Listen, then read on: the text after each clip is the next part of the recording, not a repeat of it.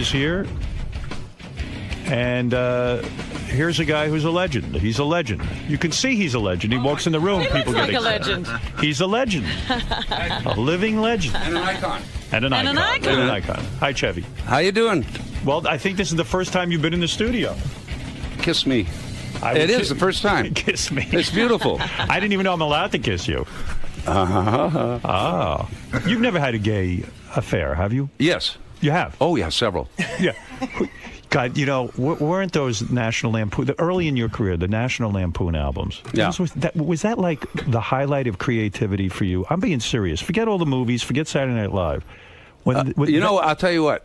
It was, but also before that, doing Groove Tube, Channel 1. Right. For 4 or 5 years. Was that the most East creative? Village. That was the most startlingly funny, creative stuff I've ever. Because you were a young man, you were on fire, you wanted to be famous. Was your goal to be famous, honestly? No, honestly, my goal was to be rich and famous. But did you think even comedy could make you rich and famous? Did you have that confidence that this was going to work out? No, I was driving, cabs and trucks and motorcycles. And, I had all these other jobs. I made nothing, like $25 a week. Was the goal to be an actor or a comedian? No, I think it was mostly writing. Right. And I were a very good comedy writer. Yeah, I wrote a lot. Were you associated with these Harvard guys? Is that how did you? Doug Kenny. Yeah. How did you get in the business? How did you actually make the transition from being a regular guy? Yeah. You had an incredible... To a virgin. What? You had an incredible drumming ability, right? Yes. You were... Not that good, but didn't you play with Steely Dan? Yeah, well, we didn't call ourselves that then. What did you call yourselves? I think it was something like the Very Bad Jazz Band. I mean, you played with Becker and Fagan. You were good enough. You were a good enough drummer. Oh, yeah. We played together, yeah. So you were sort of this drummer. You grew up in a rich family or not? No.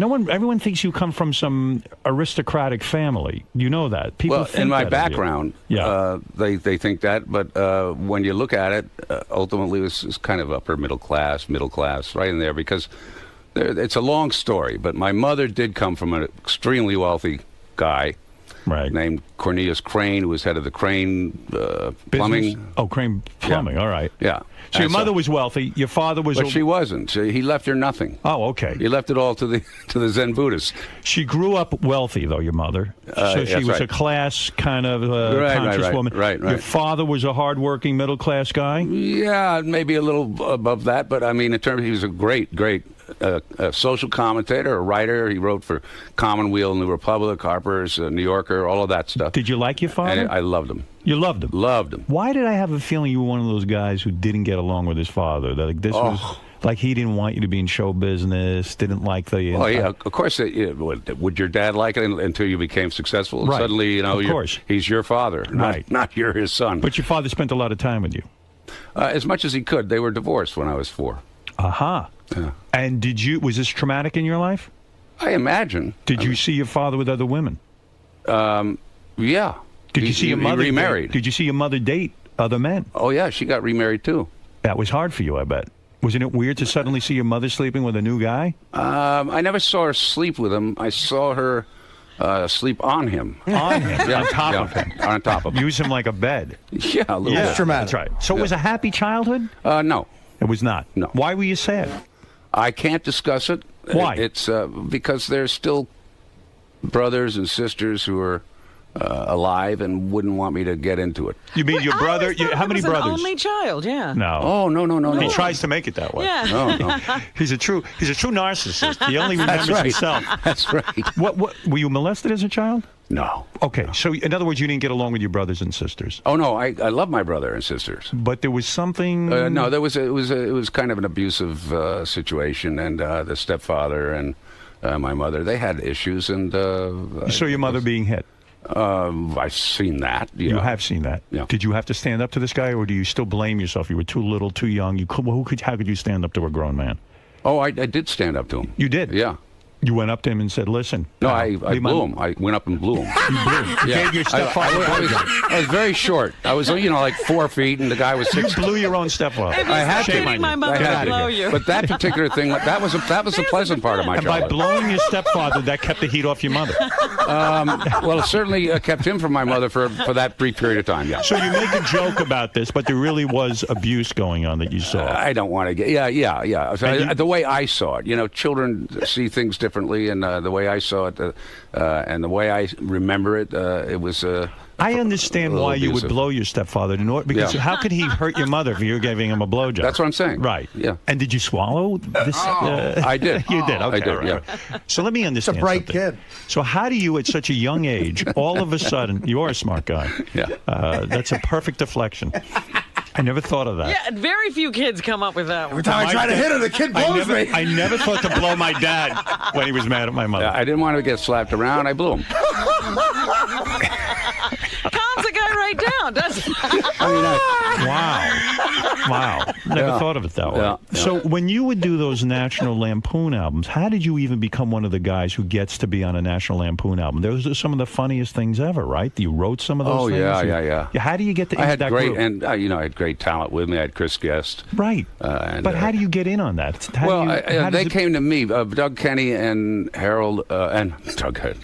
Doug Kenny and Henry Beard, who founded the Lampoon after being at Harvard too long with the Lampoon. But you didn't go to Harvard. No, I wasn't at Harvard. I was in New York doing writing, basically, and I was getting a reputation for writing funny stuff. I was writing for Mad at the time. And you also, wrote for Mad Magazine. Yeah, I wrote for Mad. Is I wrote that for the Alan greatest? King.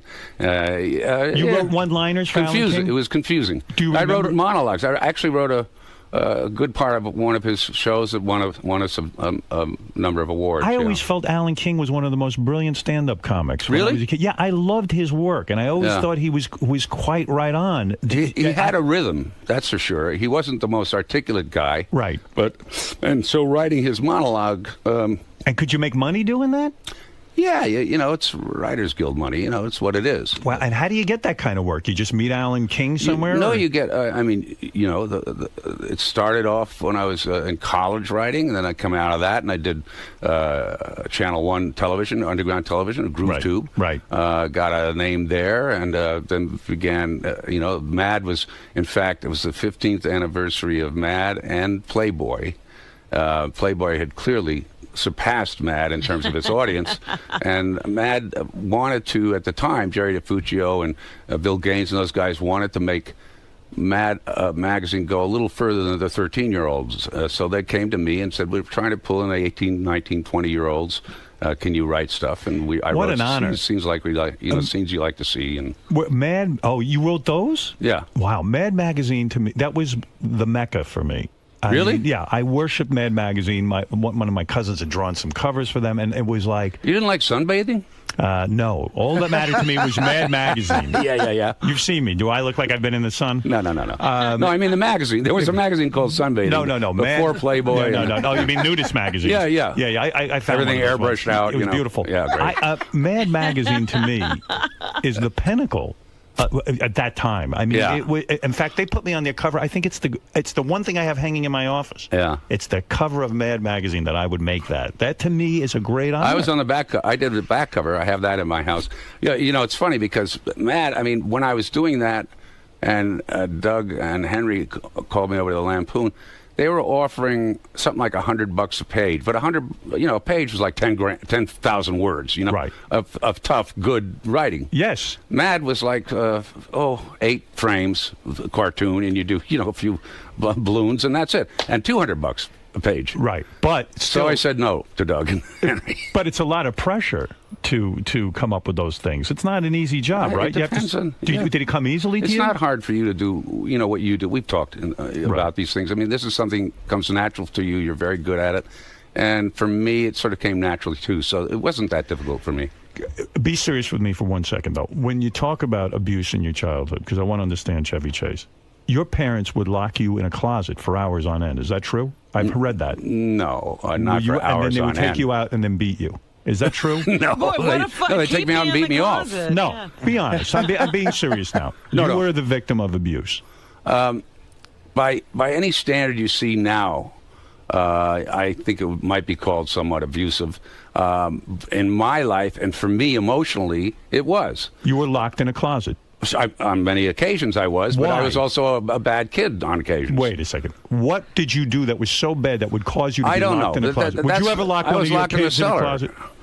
Would you ever lock one of your kids in a cellar for any reason? Okay. No. So why were you locked in a cellar?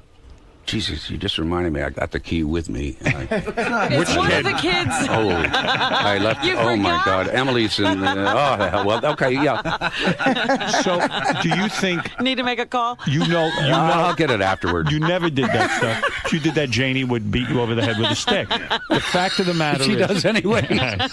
I see you're under a tight fist. Yeah. But you were treated in a way like a dog. You were locked in a basement. And really, that had to have a profound psychological effect. What was the reason that your mother and stepfather would lock you in a closet? I'm being serious. What is something you'd be locked up for? I can't imagine you were a bad kid. It's not just a closet. I mean, try the cellar for a week. A week? A week? Yeah, Why with a would they... pitcher to pee in and a mattress to sleep on. I mean, my stepfather was a very humorless tyrant guy who was also a flight surgeon on the Wasp during the Second World War. Had seen a lot of blood and guts. Right. He was from a very religious background, the 10th of a kid or something like that, or maybe the 6th, I don't know, with a bunch of older sisters, very poor. He just had, and he was a psychoanalyst, believe it or not. Wow. And yet he was physically abusive and violent, and you say you were locked in a basement for a week at a time? Once. Yeah. What went through you? How old were you? I think about 13, 14. What does that do to you? I mean, what the hell? I mean, do you say to yourself, how could my mother allow this to go on? No, only later you go, I don't know, what gave him the right? I mean, I have a real father, you know, he's, albeit living a few blocks away with his new family, but... Look, how come he doesn't know? This guy's not my father, and why, you know, why but has he that got this comes right? on later, you know. At the time, I'm living with my mom and my stepfather. What did you do down in the basement for a week? Yes. No, really, what do you do? What do you do with yourself? Well, It's like I was being in given prison. my books and told to do my homework, and... Were you not Were you allowed? let out to go to school, or was this during the No, summer? I was suspended, actually, at the time.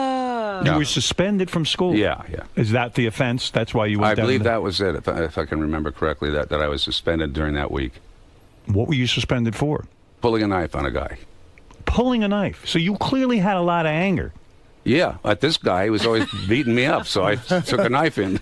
And that stopped him from beating you up? Yeah, I just sort of finished Did you explain to your stepfather, the military guy, that, No. listen... He would do things, I mean, here's the thing. If you're a kid and you're late for dinner, and this upsets the way the household is run, right, you're in trouble. Right. Now, if you are even later because you're afraid to go back as it gets later because you know you'll be in more trouble, yes, meaning maybe a couple of slaps here and there, you stay out later. You know, this is the way a child's mind is working, a kid. Right. And so there were many occasions where I would be sort of scared of going back too late or whatever and stay out further. These kinds of things disrupted my stepfather's vision of the perfect family. Yeah.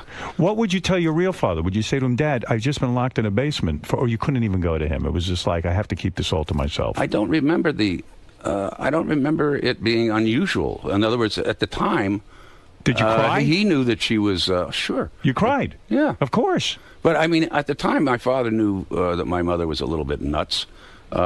He didn't like the guy that she had married. But he had his own family, and he made every effort to raise me and my brother with, as best he could. Right. Aside from the family that he now had with two of my half-sisters. But, so he was the funniest man who ever lived. Really funny man, and a wonderful dad, the best he could be under the circumstances. I don't remember ever telling him, well, this guy did that, or that, because it felt like that's not his bailiwick. I mean, it's not. I just never remember going, Dad, you got to take care of my stepfather. Well, not take care, but say, Dad, I'm in trouble here. I got a guy locking me in a basement for a week. Yeah, but was the kind of guy you got go to to? remember, these people who are now deceased, 90 and 86. I mean, they were around through. But wait, they were that greatest generation. Making excuses. Your mom would walk in the middle of the night and slap you while you were sleeping. Yes, that's true. Now, why would she do something to wake you up to slap you? I think she had a disorder. You do? Oh, serious, yeah. A disorder where she was driven to a compulsion to smack you? Oh, yeah. And why you? Was it the other brothers and sisters? She had a or just severe problem with her temper and irrationality, and she was somewhat violent. Do you ever discuss She was this? also, by the way, extremely intelligent and beautiful and fun on occasion. So would she apologize the next day? Would she reference No. it? She never discussed it with you? Yes, we did discuss it in my 20s. You're sound asleep and she smacked you in the head. No, across the face. Across bam, the bam, bam, bam, bam, bam, bam, bam. Oh, a lot of times. A lot of times. Oh, yeah. Holy mackerel. But a lot of times, when a kid gets out of a situation like that and goes to visit the other parent, they just want to have a good day. You might not bring it up simply because you want to enjoy whatever time you have with your dad. Well, quite frankly, this is a tough area to share with you. But, when you're a somewhat immature kid like I was, for obvious reasons, you harbor guilt, shame. You're not sure why you're bad or what's wrong with you or why you're being treated this way. And there's no real way to adjust to then seeing your father and say rationally to yourself, well, now I just want to enjoy myself. Who knows what's operating there? Right. Yeah, There's a lot. I mean, if I my lived mother in woke fear. me, if my mother woke me up smacking me in the middle of the night in the and face, if you never knew when it was going to happen, that's Right. the real thing. and there's no rhyme or reason for it. That's what there might well be in her mind, but certainly in mine, I wouldn't understand or why. Yeah, I mean, and yet, as an adult, you had a perfectly normal relationship with your mom and were able to get along with her and all this. Somewhat, yeah, yes. Was there a time of rebellion? I mean, where you just said, fuck them, I'm never going to talk to them again?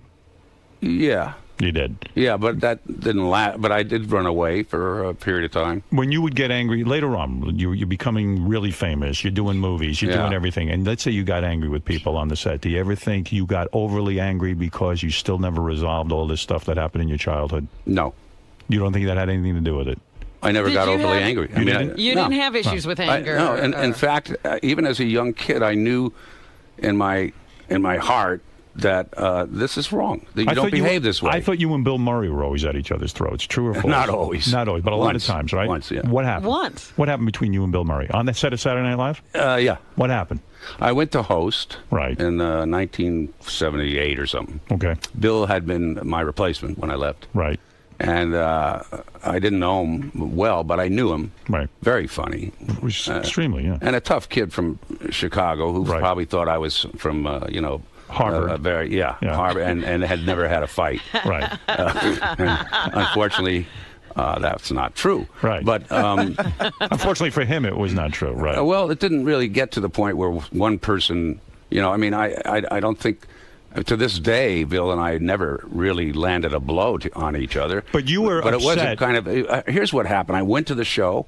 I found out later from Lauren that John, who had known for years, John Belushi, even before Right. SNL, Right. had been quite kind of jealous about my rise to fame, Yes. and maybe for good reason. The fact is that John was brilliant, and by any real standard, he should have been the big star. But there are things that happen. My name is said every week. Nobody can spell his name. Right. I'm tall. It was legendarily known that Belushi was sort of the star in the group. Yeah. And then you... Danny was actually the real What a brilliant genius. guy, He yes. was the resident genius. And all of a sudden, Chevy did the Weekend Update. Whatever and the he blew reason, up, yeah. you charmed the American public. Yeah. You got all For the whatever articles. reason, You yeah. became the face of Saturday Night Live. Okay, And so there was apparently jealousy. this ate a little bit at John, enough so that, as I found out later, John had said things to Bill about me when I'd been on the show that simply hadn't occurred or existed. Everybody knew that. Right. But I didn't realize he had said these things. So he'd already worked Bill up a little bit. Right. And I went in, I was probably a little full of myself after a year of fame or whatever. And in the sense that I think that Billy probably wanted to knock me down a couple of rungs, Right. And also, Billy had a habit at the time. I don't know what he's like now, but he had a habit of getting into fights Right. with people. He liked it. Right. and I think he wanted to take me on.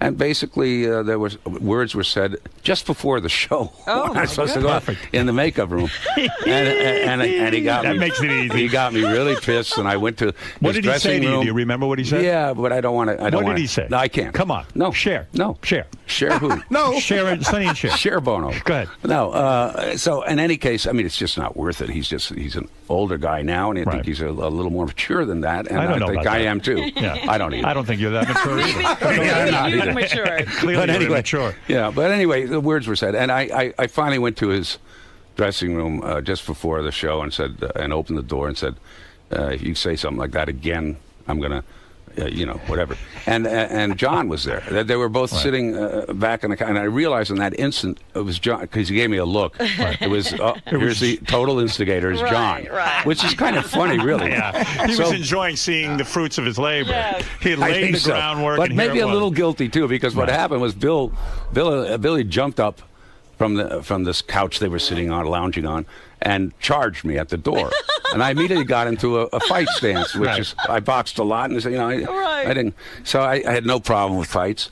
I was ready to level him, and he was probably ready to scratch me up. And at the same time, John rushed to the door. And John's like 5'7", 9, 10. Billy's like 6 feet 6'1". Right. I'm like 6'3.5" at the time. Right. And John puts his hands on the door to block it off. And as I remember, I might have thrown a glancing punch off to his forehead. Wow. And Billy, I think, might have hit him in the back of the head. So John was the one. John broke it up. John broke his head up. Yeah, basically, and then also Brian Doyle Murray, who's Billy's older brother, came behind me and grabbed my arms to stop me. Oh, great! And so Bill can hit and he you. was strong as hell, Yes. Brian. He was a short guy, but these guys had obviously been in a few rumbles. So you're not close with Bill Murray even to this day. Well, we've never been close, but we've been very friendly. We played golf together. You have? Oh, yeah. Oh, okay. And I can't play for crap. I don't like golf. Billy is a golf maven. Right. He really knows You it. play because it's a social thing.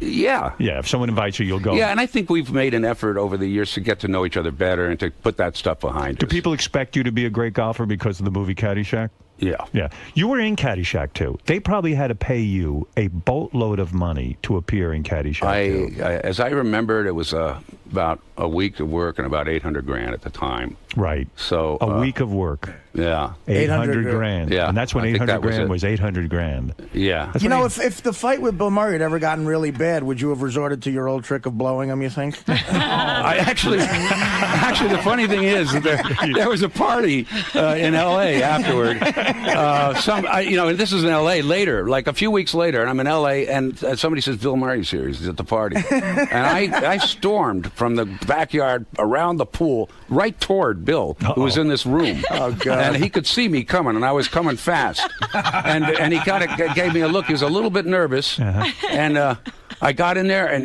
people were watching. And as I sort of let the door close, I hit my knees and went down and started unzipping his pants. And he started laughing. I think that was really... That's an old martial arts trick. Yeah, so, it's a great... Yeah, it's a little jiu-jitsu, a little karate, a little... whatever. That's $800,000 for Caddy. You were going to say? I was going to say, first of all, that story is amazing. The only thing that would make it better is if Belushi was in the samurai uniform and you guys were all ready for... Yeah. But knowing that backstory about him and Bill Murray, they're both in Caddyshack together. And one of the best scenes... Oh, I had to watch out for Bill there. I was always worried I'd get hit in the back of the head by something. But because he's that way. You improvised that scene, right? That's an amazing story. It's one of the funniest scenes in the movie. Yeah. And Harold Ramis was the director. And it was his first movie. I remember Harold going, cut. Action. It was first for him, and one of my first, and Billy's first. And we didn't have a scene with me and Bill really that mattered. So we I think sat at lunch during one shooting day, and just sort of figured out what the scene would be. Wow. And then kind of improvised. I didn't know that Bill was going to come at me with the wine and the joint back and forth. So we just made stuff up. He said, you have got a pool. You have a pool, don't you? And I said, yeah, we got a pool and a pond. A pond would be good for you. Stuff like that. That's one of the biggest quotes in the movie, and you've made that up. Yeah, right there. And he said, where do you live again? 2. You don't want to give him the whole number. And he's like, you're over there on Briar. Trying to keep him away. It's Carl, that guy, Maybe, Bill, also the weird thing between you and Bill Murray was that, you left Saturday Night Live after a year, and you've even said you regret having left so early. It would have been fun to be there for a couple of years and enjoy it, you know. And you left and that kind of thing, and it was a confusing time for you. You left because you loved a woman and all of that. Yeah. And then Bill Murray came in, and I bet you it was hard for you to turn on the TV and watch all those guys doing their thing. I never did. You never did. You never looked back. I was busy. You never watched the show. No. Is that true? Yeah. You never would be curious and say, I wonder what happened with the show and how those guys... On occasion I would see something, but they would rerun things and stuff, and I would see, cheeseburger, stuff like that. Right. I don't remember the whole sketches or anything. Did you become sort of like, oh, that's not funny, cheeseburger? No. I saw Bill, I think, singing in the shower or something. I thought, that's pretty good. Yeah. Bill was funny on Saturday Night Live. Yeah. He was good. I mean, what makes Bill great and funny was hard to follow is his danger. Yes. And that's a reality in his life too. Right. So when you're going to do a scene with Bill on the golf course, and you may have had a little thing a few years earlier, you better watch out. You might be hit with a club when you're not because he's that funny. Right. But it's not so funny to get like a big gash in the back of your head. So it's a very kind of funny situation with the two of us. I really enjoyed working with him. I think that the danger in his humor. He has to stick with that and take the other danger out of his life. I think it's a miracle that you've been able to have a successful marriage, you and Janie. Yeah. Because really, when I think back, I got into this with you on the phone one time about all of the women in your life. I mean, more famous you couldn't be than you. And there were lots of women. You're a young, good-looking guy, funny guy in Hollywood. Yeah. I can't imagine the stories your penis can tell. Ooh. I mean, it's really, really something. Would you like it to start talking? Could you make your penis talk right now? Well, I would, but this really a small studio. One other question. Do you ever tell your own kids about what your childhood was like? Do you open up to them about your mother smacking you in the head? Do you ever open up and say you do? But again, I try to be a little more fair-minded than even a biography might be, which is to try to give both sides. I've always tried to understand why my mom was that way. What made my stepfather go over the top like that? What kind of battle fatigue had he suffered during the war? But doesn't it make your kids feel really bad for you? I mean, in a way. No. Isn't it something? No, because my relationship. 5 miles to school with no shoes. I'm sorry. Is that your I walked 5 miles to school with no shoes story for your kids? So that they I have no idea what you mean. What's her name? That's Robin. Robin, hi. How are you? There. Why don't you just move the controls? By the way, I should introduce you. Do you know Artie at all? Have you ever met him? Artie. Yeah. How are you? Nice to meet you, Chevy. Yeah. Nice to meet you. Chevy, here's the funny thing. Sorry. I stepped on my ears. Chevy, it's nice to meet you. Chevy, here's the funny thing. You worked with him in a film for 3 days. No, for a week, actually. A week, actually, yeah. Artie Lang. What was that movie? What did we do? Seriously. Dirty Work. Norm Macdonald. Oh, yeah. Boy, up in Toronto. But you remember how great that script was? Yes, it was. And then they wanted. I said it's a PG-31. I didn't know. Right. But then they wanted. They wanted their PG-13, and so all the great stuff. There was a great scene in there. They edited out? That made me want to do the movie. Right. Yeah. They didn't do it. But let me ask you about movies. Do you know about the scene? No, I don't. What was the scene? It was the donut scene. Yeah, the donut scene. Yeah. We did a thing where me and Norm, we actually shot that scene and they didn't put it in. Oh, you did shoot it? We shot it, yeah. Me and Norm get beat up by these frat boys. Yeah. And to get back like football guys, right? Yeah, like football guys, like frat boys at college. And to get back at them, we send them a bunch of donuts. Right. And they eat all the donuts. And then underneath the donuts in the tray is a picture of me and Norm with all the donuts on our cocks. That's good. That's a funny. And we shot that.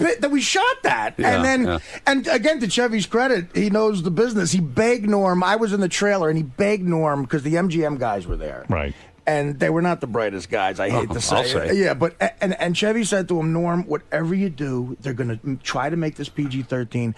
This movie's hilarious. It's one of the funniest scripts I've ever read. It's going to make political correctness turn on its side. It's rated R. But don't edit. Don't fucking let them. And he said they're going to come at you. He goes, whatever you do, this is your career. It's important that the movie's funny. If it makes money, But whatever. you But know, if it's funny and But is it true and that then is it true at all? Vacation was an R. It was an Right. R-rated movie. Right. Right. Is it true? Exactly, yeah. That you never know. I mean, you can read a script and then all of a sudden and think it's going to be the greatest movie ever. Yeah. You never know, right? So you take a crapshoot. You're an actor and you want to work. Partly. I mean, more now as I'm older. But the fact is, when I was a movie star and coming out with #1 movies and stuff, I'd have a lot more control. Just as I'm sure Bob Downey or anybody else does now. You know, control over the director, over the writing. You know, what they call. Control. But Power. So but you never know because it's such a collaboration. No, when all is said and done, the distributor, the Warner Brothers, or whoever it may have, with many of these films are Warner Brothers, they are going to make the decisions based on polling and based on these screenings that they do. It's all kind of stupid, but you know, we got to take that line out because it shows that women from between 35 and 40, it's too much. you know, too it's much all fun. crap. Who are your friends now? Did you remain friendly with anyone from Saturday Night Live, or were there just? Oh, absolutely. You did. Yeah. Were you close with Belushi and Aykroyd even afterwards? Yeah, Danny and I are very close. Are you still close? You see him now. You get together socially? Oh, sure. You do. Yeah. And you're always friends with Lorne. And Lorne, Lorne's wonderful. Did you Spies Like Us, him and Danny. That's one of the most underrated I love movies that ever. movie. The Gilda Radner, she was a friend too. Oh, right? wonderful kid. She were close with everyone. Oh, sure. Why do I have this feeling you didn't get along with these guys? I thought that there was too much. Like they were pissed off at you for leaving Saturday Night Live. You could have hurt the show by leaving. I thought there was all this bad blood, and they were angry with you, and they were all your friends, and you turned your back. I on think them. honestly, if you were to ask.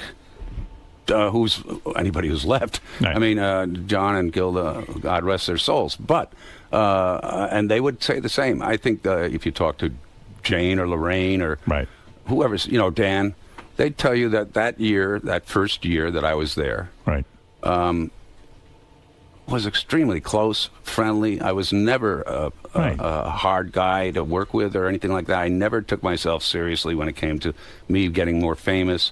It's later on that stuff gets into you, and you keep thinking, I have the perspective. I'm old enough to know not to be a different person. Right. But you may not notice that you're a little bit more self-aggrandizing or whatever. Right. These things are seen by people like John or whatever as something else. I don't know. But the fact is, during the time I was there, it was just a very, very close-knit group, and I did a lot of the writing.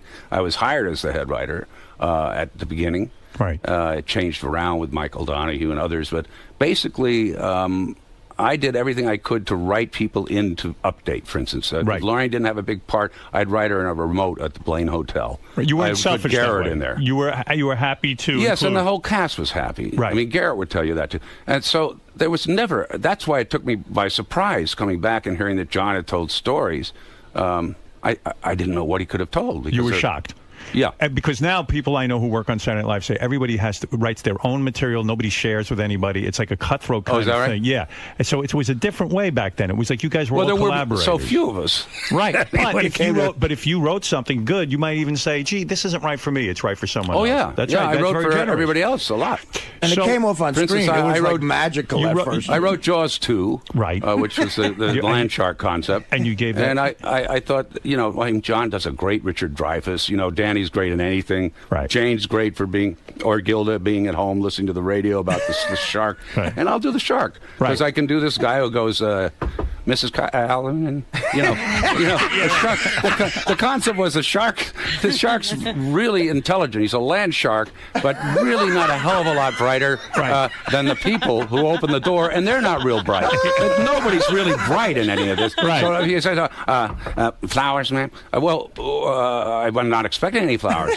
And there'd be a little pause, and I'd go, your car's double parked. You know, anything. And, in that case, they open the door. Like, that'll make you open the door. You conceived that script sitting in a room by yourself. Yeah. In other words, you're sitting around, what could be funny? Jaws was popular. I'm going to write it. I liked the character of the shark, too. I think I want to do that voice, yeah. The sharks can talk, that he can talk. And would you sketch this by hand, or would you type it on the type? You would write it out by hand. Type it out. Yeah, I have the original typed thing in my house, actually. Do you hang that on a wall? With white out and stuff. No, it's in a pamphlet or something. I don't know. It's in my office somewhere. It's exciting. I mean, and then you would hand it in, and then they would cast the thing, and then you'd see it on TV that week. It was instant gratification. That had to be fun. Yeah, that's good. Not like making a movie. When you went out to Hollywood, the first movie was Goldie Hawn, right? Yeah. Foul play. And right? you two never became lovers? Oh, we did. Oh, you did? During that film, we kind of fell in love a little bit. Oh, my God. I thought there was young. incredible chemistry. No, we were young, yeah. Chevy, the Goldie Hawn in her day, I'm talking about in her prime. Yeah.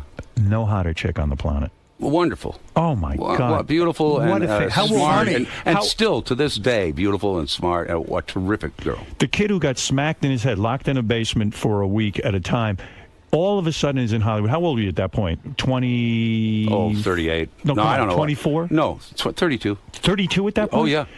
Now you're in Hollywood. You're starring opposite Goldie Hawn, who's a huge star. I had two choices. Yeah. I wasn't making a movie. I wasn't doing anything. Right. And I was given the script for Animal House and for Foul Play. They wanted you to play Otter, right? In Animal House? Yeah. I read it. I thought it was very funny, but I'd already lived it, basically. I went to college. I went, it was the kind of stuff that I think John would do well. You know, that it just wasn't my cup of tea. I wanted to, and the no other thing regrets was, not being in Animal House? No. Except it would have been a lot more money. Well, Animal House was an ensemble. Foul Play was your chance to be sort of like a Cary Grant type It guy. was more, if I can get to work with Goldie Hawn, right? Why should I work with John again? When you show up on the set, I get that. Yeah. And now Goldie Hawn's your co-star. At that point, are you nervous? I mean, you've done a lot of work already, but you were not nervous. No. And you felt comfortable in front of a camera, being in a movie for the first time. You know, first major film. Yeah, I never felt any of that uncomfortable. No discomfort. No. And so the two of you meet, and how quickly do you become lovers? Well, we knew we really loved each other in some way. Right. But we didn't actually consummate any of that until the end of the movie. No kidding. So it becomes this one big flirtation. In fact, the movie would probably show you that sort of... The tension. That almost sexual tension between us. I tell you, there is no sexier woman in her day than Goldie Hawn. And to enter Goldie Hawn is a great honor for a man's penis. I mean... let me put it this way. Let me ask you something. And I want you to be very honest. No ego. I'm not going to discuss it. Okay, fair enough. But this you have to tell me. With a woman that hot, can you last a long time? I didn't tell you I entered her or anything else. No. All I told you was we became in love. We loved each other. We really did. And to this day, we love each other in many ways. But why did it break up? Oh, Kurt and Goldie are like, they're a great couple. Do you become despondent, we both grew apart from each other. You don't become despondent over that? You don't become like, oh, man, that's such a great piece of ass. Or was she a pain in the ass, in a sense? Is it hard to date a woman that famous? No, there was no problem that way. It's just that I was not inclined at that point to be only with one person, and I'm not sure that Goldie was, for that matter. Oh, man. I can't even imagine what went on in there. Was she wild, or was she very conservative? In what sense? You know what sense I'm talking about. We're men. I have no idea what you mean. We are men. You've blown men. I blew Kurt. They became lovers. All right, listen to me. Kurt was better. But you know what's amazing? You think about the shit movies that are out nowadays. Like back in that time of the 70s, you got two scripts like Foul Play and Animal House floating around. You got guys like Chevy Chase, Belushi, and that's just what an insane time for entertainment. And as a fan, I was in heaven. I mean, you saw some great films. I mean, we still watch those films. No, you're being too nice now. No, but let's go back to 6 years ago or whatever it was. Go back to blowing that guy. The frustrating part about Dirty Work was it's amazing. Like I was there when you were giving Norm that soliloquy, and every single thing you said started to come true. I said to Norm, and even Norm would say, Chevy's ringing in my ears. The studio, they were going to release it in February, which, away from everything else. And the producer had to have known this, too. I know. The producer, this guy, Bob Simons, who's a successful guy, you know, he sort of strung people along, and then right away That's everything right. started changing. He goes, well, we're thinking about a PG-13. It's only a few jokes. And then And Norm that was waters it powerless. down. Yeah, and That then all of a waters it sudden, down. it was a June 5th release opposite Godzilla Yeah. and the Truman Show with Jim Carrey. Now it's PG-13. It just got lost. Well, the whole and- point of the script and the movie was that it was so far over the top. Right. Chevy, That did it you was move so. in with It was Goldie like Hawn? the aristocrat joke. You Chevy. know? Right, right. Yeah. Did you move in with Goldie Hawn to her house? No. You did not. No. You lived separately, Oh, yes. but you'd go over there and hang out. On occasion. Oh boy, what went on there? A lot of dogs, animals, kids. You know, normal, regular Was stuff. it weird that she had the kids around and you were doing her? Oh, I wasn't. Certainly not with the kids around. Anyway, Was she your most famous conquest?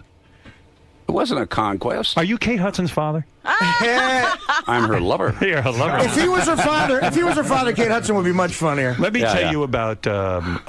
Let me tell you about this. The 5th annual Chevy Chase Green School Auction. What this is you put this together with your wife. Yeah. This is a charity thing. What does your charity do? First of all, Well, Janie began the Center for Environmental Education 20-some years ago, and she's always been an environmentalist, and she's a really good one. In this particular year, this auction, we're more or less concentrating on greening schools. From soup to nuts, and basically this is going to be about a diet for children and schools, but also the schools themselves will be environmentally. So you know, you're going to a school that's made of arugula and spinach, and then you know, when lunch comes along, what you're you eat the claiming- walls. What? Right. I don't What know. you're saying, no, what you're saying is the greening of the school Yes. means that a lot of toxic chemicals are Yeah. used. Even the janitorial staff, the That's cleaning correct. with it, they take it and they make it a safe environment for kids, and they Yes, concentrate and I on get getting the kids, toxic chemicals. and they get kids getting healthy. Right? Is that it? Yes. It's a big undertaking. Yes, it's big, and right now I think Janie's concentrating on some 5 model kind of schools. Right. But this is a movement that's taking place in many areas. In San Francisco already, Gavin Newsom is working on that stuff. There are many people who are concentrating on this, but it's got to be. We need the dough, you know. Right. You need money to do these Yeah, things. yeah. So, all right. So you have this auction every Yeah. year, and since you have so many fancy friends, you get some really good stuff. to Well, you know auction who's a off. fancy friend? You. Yes. I mean, I can't tell you how much it means that you and I became good friends. Yes, I'm 'Cause you're happy good, about it. You're a terrific And guy. you're- People might not know that by hearing you on the radio. They might think, well, he's a fucking, if you're filthy mouth, I fuck him ass fuck. You know, but Well, in that fact, too. when I'm... That's No, but exactly in what people fact, say. I know. Not verbatim. You know what won me over? You know what won me over? When I meet Howard outside of this, When you with blew me Beth at that and stuff, party, that was the best. That won me over. When you just came down on your knees, just like you did with Bill Murray. that was a good tough one, blowjob. man, because usually it's the guy's hard. You I know? was very. Okay. He rushed you at a party, Joe. I was so glad to reconcile with. I didn't even know you. I mean, I was so thrilled that when we. When was that? We did meet a few years ago, and You met we were me talking at a about hotel. our kids. You, Remember? you met me at a hotel. My kids were with me. Oh, yeah. Yeah, and I am so glad because you are terrific and you are one of the funniest guys on the planet. And He was saying the other day that, you know, I don't know how I could have been so upset with him. I always liked him. I know. So that's let me nice to tell you hear. about some of the things you're auctioning off. Yes. Okay. One of the things is a day in the studio with us and the gang. Oh, yeah, that's Which, great. by the way, I'm very proud of this. Last year, it raised a lot of money for charity, hanging out with us. The guy Huge. paid a lot of It was money. the biggest. It was the biggest. It beat having lunch with Bill Clinton. Yep. Really? Yes. And the Cameron Diaz thing. And the Cameron Diaz Wow. thing. Yeah. But you do have some other good things on here, and I'll tell people where they can go to bid on these things. Let's see. I'll mention a couple. This I like. Day on the set with Robert Downey Jr. on Iron Man 2. Ooh. Spend a day in his trailer and on set in California. That's good. Poor Yeah. Robert Downey. He's Yeah. got to be in the trailer with you. He's No, gotta be let me just tell you about Coke this. dealers When need not Chevy was apply. making movies, he never would have done that. No, let me tell you something. You were busy. You were busy with Goldie Hawn. Yes. Robert Downey and I communicate quite a bit. We are absolute total fans of each other. Right. And I think he may well be one of the greatest, if not the greatest, American actor we have. terrific. Yes. He's Wow. wonderful. You're absolutely right. And he's had a great album out a few years back and stuff. But this guy's multi-talented. Yes. When he did Chaplin, that really got brilliant. me. Because Chaplin, to me, was the most brilliant physical comic that I'd ever seen. And he did him to a T. Yes. He's a terrifically nice guy. If anything has ever impaired him, it's only himself. Right. And that's a shame because we all have our our idiosyncrasies and our problems, but he's You've seen a he's lot of straight, and he's working hard to remain that way, and that's, by the way, his private business. I shouldn't be bringing it up. But wouldn't you agree it would be more fun to hang out on the set with him when he used to be high in the old days? Now he's I don't know. I don't When know. he'd wind up in someone else's home in their bed. Yeah. Here's some other things I'll That mention. was a friend's home run. A tennis lesson with Chris Everett. Ooh. Pool playing with Chevy Chase. Are you good at Amsterdam Billiards? Yeah, I'm good. You're good. Again, Chevy doesn't remember. I shot pool with you for 3 hours at a pool hall in Toronto. Did I lose? And no, you won big time. As a matter of fact, and You owe him money, I don't won you? I won $2,000 off. You of owe Norm. me money. I won $2,000 off for Norm playing 9-ball. Chevy took about 500 of it back, but he didn't make me pay because it was Canadian money. I love that Chevy doesn't even remember the meeting. Has no idea. And you were doing the funniest shit with the I stick. do remember now. Yeah, Right. In it's retrospect, coming yeah. back to That's you. all right. Don't worry about it. I The didn't guy was expect you- banging Goldie Hawn. He's not going to remember you. 4 VIP tickets to Mad Money with Jim. When you're masturbating, I think of Jim Cramer. No, not Jim. Do you ever think of Goldie? Is she one of the girls in your Rolodex that comes through your mind?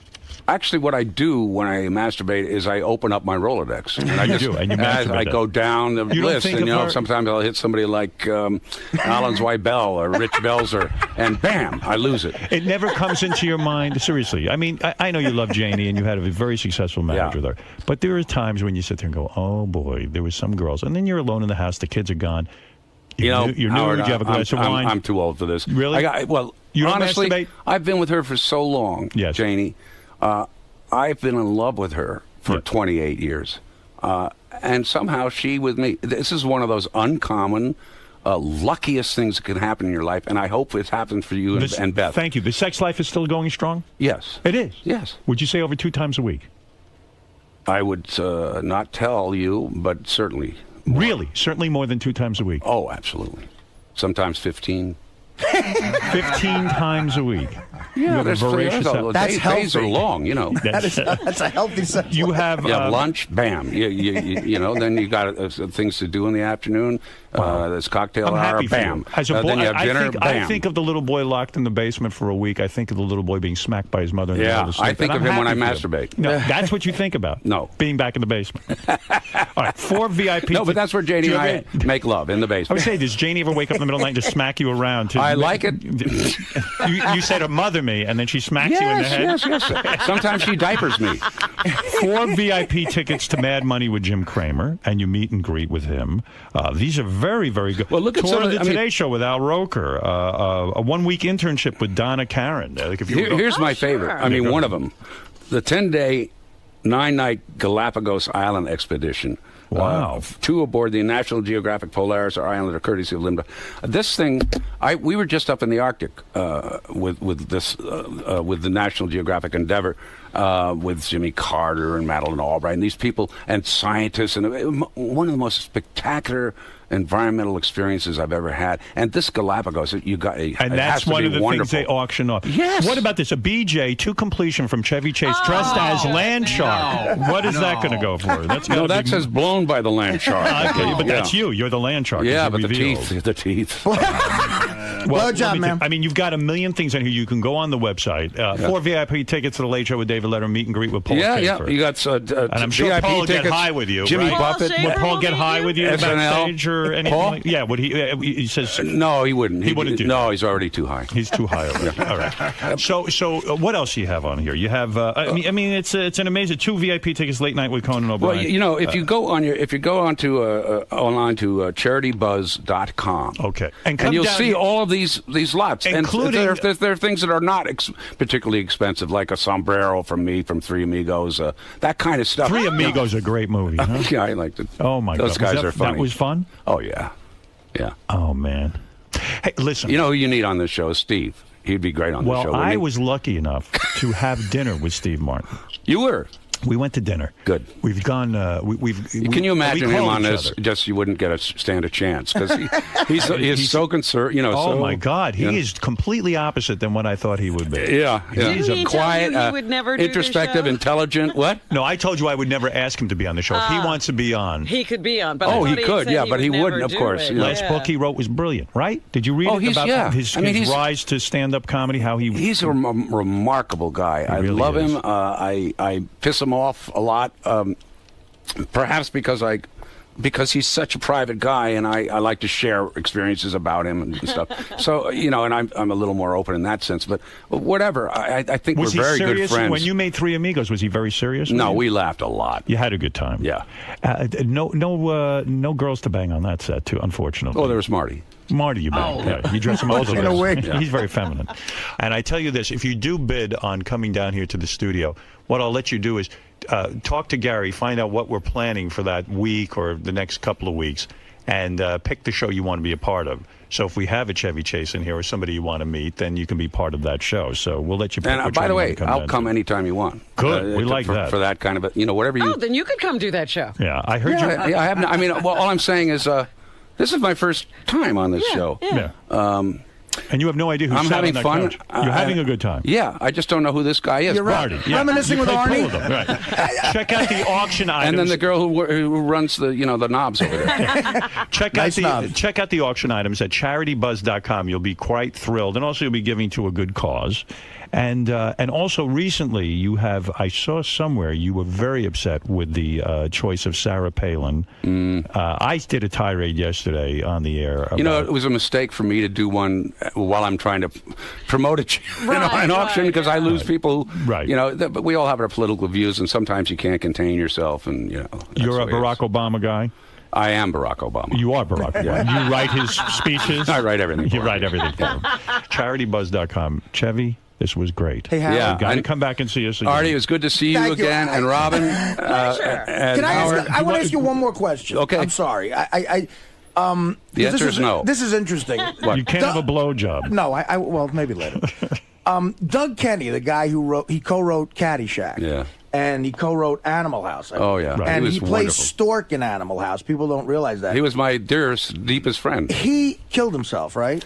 No. No. In fact, what you were there when I thought he did. We were in Hawaii, and we'd been together about 6 weeks, going around tennis, and then we went to Hawaii, and we're together. He was just a great guy, very funny. Harvard Lampoon guy. Oh yeah, and started the National Lampoon. But when I left, we were on Maui. He got on I gathered a boat and went over to Kauai, and the way I now believe it happened is that he went out to this edge of this kind of their Grand Canyon, right, and he just misstepped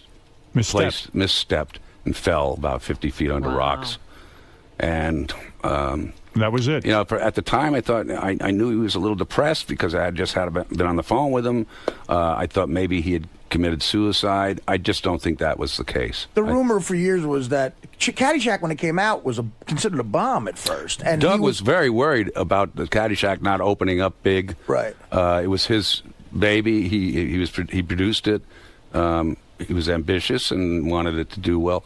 If he were alive today, he'd know how well it did. But, I mean, it didn't do well in theaters. Not right away, no. Right, that's become a cult film. It's become one of those things. One of those. Huge. One of the biggest ever. And there was a rumor that I heard that he had killed himself because of that, and that's completely not true. Not true. Not true.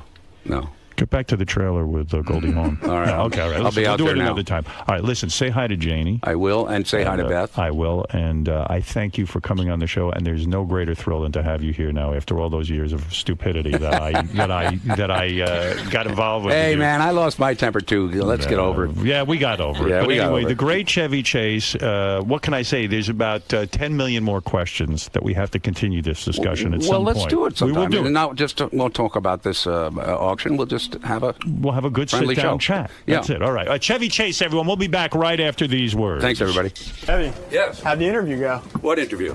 I just came out of the men's room. It was great. So what do you like about doing Howard's show? Well, having gotten to know Howard as a human being, I enjoy. I thought he was very good, and I thought the interview went well. I mean, what can I tell you? I like him as a guy. I like him as a person off the air. It was fun. It was nice to be in that studio. It's a great studio, nice people, and how could I complain? You can't. There you have it. How is it seeing Artie again? Now I remember, that he was on dirty work, but he's unshaven, and so I haven't seen him in a long time. So it's just, and I'm 78, so I forgot. All right.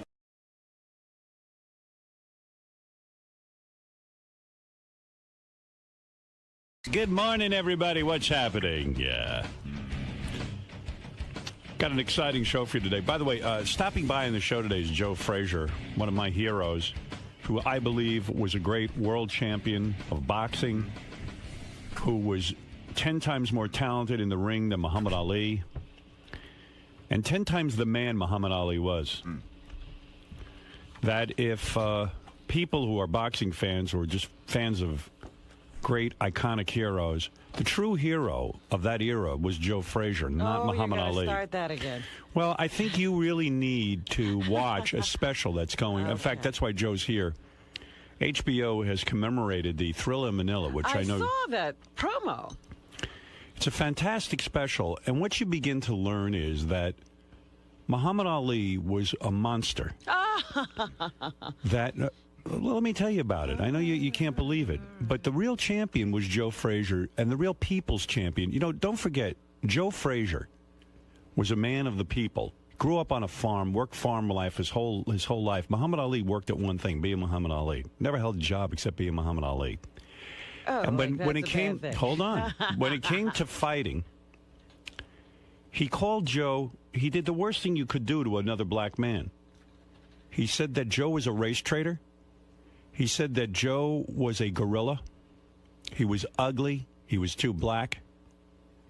And he said he was a traitor to his own people. And Joe Frazier was a guy who was just boxing. He was working his way like any other man, trying to find his way in life and make a living. Muhammad Ali went and spoke before the Ku Klux Klan. He went and, if you can believe this, spoke at a Klan rally and said to them that he wanted to see the races separate, just like the Klan. Oh, yeah, that he approved of the Klan and palled around with the Klan. The very same Ku Klux Klan that was tying a noose around his brothers' necks and lynching and burning crosses. He sat there. Well, I think that you're not looking at it in a certain context. You're looking at it as a white man. Look at it as a black woman. No, but I'm looking at it as a person who grew up in a confused society. What Ali did to Joe Frazier was worse than a lynching. Did he call him Cassius Clay before Muhammad turned on him like this? You can't answer that question. I think, yes. No, you have to watch the special. I can't answer the question. Okay. The fact of the matter is that Muhammad Ali was beating up Joe Frazier so badly that his own people, black people, would boo him and shun him. And, I mean, what did he have? You're not answering my question. In the verbal war, he went Cassius Clay. Big deal. He didn't call him a gorilla. That was the thing that he got really upset about. You got to know what upsets people. He sat and held a rubber gorilla in front of Joe's face. And white people loved it, by the way. For years, dark-skinned black men were, ugly and disgusting, and Cassius Clay went right into it on him. Excuse me, you act as if Cassius Clay was enlightened. Cassius Clay did terrible things to Joe Frazier, race baiting. Cassius Clay did the same things that black people are doing to each other today. I'm talking about Cassius Clay, your hero. Today. And Joe I Frazier. never said he was perfect. Joe Frazier was a better fighter. He was not a better fighter. He was not a better fighter. He was. How come he lost twice? He lost once. He lost twice. Let me tell you something. Hold on. The second, you don't know anything. What is it, Gary? Okay, he won the first fight. That's right. He lost the second fight. And by the way, okay, go ahead, yeah. And this fight, Robin, you know the story. Ali wasn't getting up for the 15th round. And he wouldn't lift. Joe didn't get up first. That's why the fight was lost. Joe was blind for the last 4 rounds. His eye, blind in his left eye, right eye closed. And he had a manager. These were terrible, terrible fights. But who was declared the winner of the third fight? But I'm just saying. That's exactly right. He was lynched. He was lynched again, Joe Frazier. Joe Frazier. Here's the proof. Forget everything else. See who's talking and who isn't. See who's walking and who isn't. Well, maybe Muhammad has paid a price for the way he lived his life. Karma. But Joe Frazier not doing all that well either.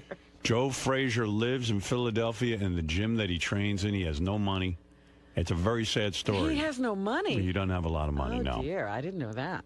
I mean, he made a lot of money. Sure, listen. What's he doing? Who knows what he spent it on? Probably with Bernie Madoff. Well, Ali didn't have a lot of money either at the end of all the things. But here's the sad part about that. Muhammad Ali, they've whitewashed his image so much so that people like yourself buy into him. Well, he did do a courageous thing, and that is why people revere him, not for who he was, but he did a courageous thing. But so-called Cassius Clay, Muhammad Ali. You can call him that now because he can't beat you up. Let him come in here. I'll take him on. That's right. I know you Bring will. in Cassius Clay. I'll kick his ass. Cassius Clay, Muhammad Ali, like you like to call him, he's a character, this guy. He is a character. But he got to sell the rights to his name. He got recently, I think, about $50 million to have his estate run. And Joe Frazier's name is nothing. And Joe Frazier was a great boxer. But you know why? I'll buy Joe Frazier memorabilia. But you know why? You don't buy memorabilia. Well, if I did, I would. You know why? Because Joe kept the fight going. He never embraced Ali. When all of that was, run over and hug him and get your face in the pictures with him. Hug him. He kept that fight going. Joe's the best. Joe said, "You don't call me those names, and I don't forgive." And I love Joe Frazier. And that's been great for him. I love Joe Frazier. I love Joe too. No, you don't. You just don't know what it is to be black. Yeah, I do. I know No, better than don't. you. You have no idea. You live the life of a white woman, a white princess. What? You live the life of a white princess. I'm a black princess. I'm blacker than you. Believe me, I've been the black man.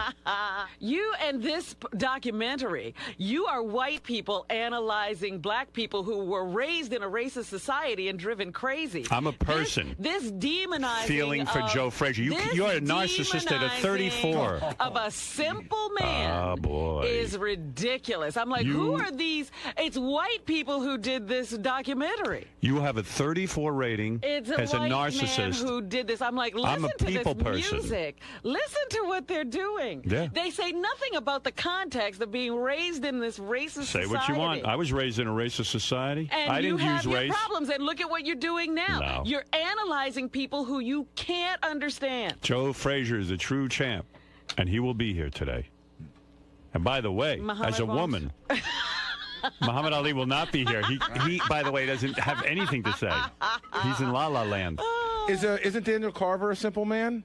He's simple. I don't expect... Wait, hold it. You expect me to think Daniel Carver has a rational thought about something? So you forgive Daniel Carver? Right. I do forgive Daniel Carver because he's out of his mind. I don't pay attention to Daniel Carver, and Daniel Carver has nothing to do with how I feel about myself. But would you say then that goes to all people in the KKK? Yes, they're dumb and under some delusion that I have some responsibility for how their lives are. So Ali is dumb too. Absolutely, he's dumb. That's right. And Joe Frazier is the people's champion. Read what I say in my book.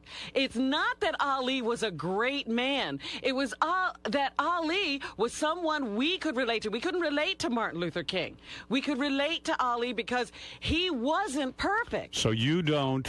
But he was brave. You're not angry with those guys who lynched people, are you? No, they're just dumb. Oh, here we go. All right, here there we you go. I'm angry at the entire society and the entire country. You know, when somebody, you got the wrong hero. When somebody raises their hand and says they've not always been proud of America, white people scream, "Whoa, you're not a patriot." Now you're using it the opposite way. Joe Frazier is the people's champion. Just remember that. And rewrite your book and put Joe Frazier instead. Brainwash me, honky. Joe Frazier, the man. And don't you even talk to Joe when he's here. I won't talk to Joe when he's here. Because you're going to try to rile the poor man up again. Oh. Let him have some peace in his life. Wait till Joe gets here. This is so ridiculous. Do you know this During is the interview, face the wall. Shame, the wall of shame. Now look at you trying to master me and tell me what to do. Yeah, I've been trying for 20 years, and you finally wised up. You won't listen. Whatever. Anyway, so Joe will be here. And we love having him in. And stop trying to demonize Muhammad Ali. Oh, I'm not demonizing him. I'm demonizing you. His life, and he's suffering for whatever those crimes are that he did commit. Thank you. Well, now you're talking. He doesn't need you to be his judge. And you should feel... I judge him. You should feel inadequate to judge anyone during this era. No, I'm totally out of These were it. people, we were all fighting for our freedom at that time. By the way, Robin wants you to know Hitler was just a simple artist with a dream. No, Hitler was a maniac who come on. got He's your hero. who got control of another bunch of maniacs, and they all followed him. So do you ever get upset at anyone's behavior or no? Surely I get upset at the actual behavior, but you can't expect crazy people to have rational thoughts. Your hero, Muhammad Ali, Was a crazy person. is the wrong Driven hero. crazy by the society he was grown up. The wrong grew up in. hero. You need to And so worship was Joe Frazier. Because for Joe to be subject to someone else calling him a gorilla is ridiculous. It shows a lack of character.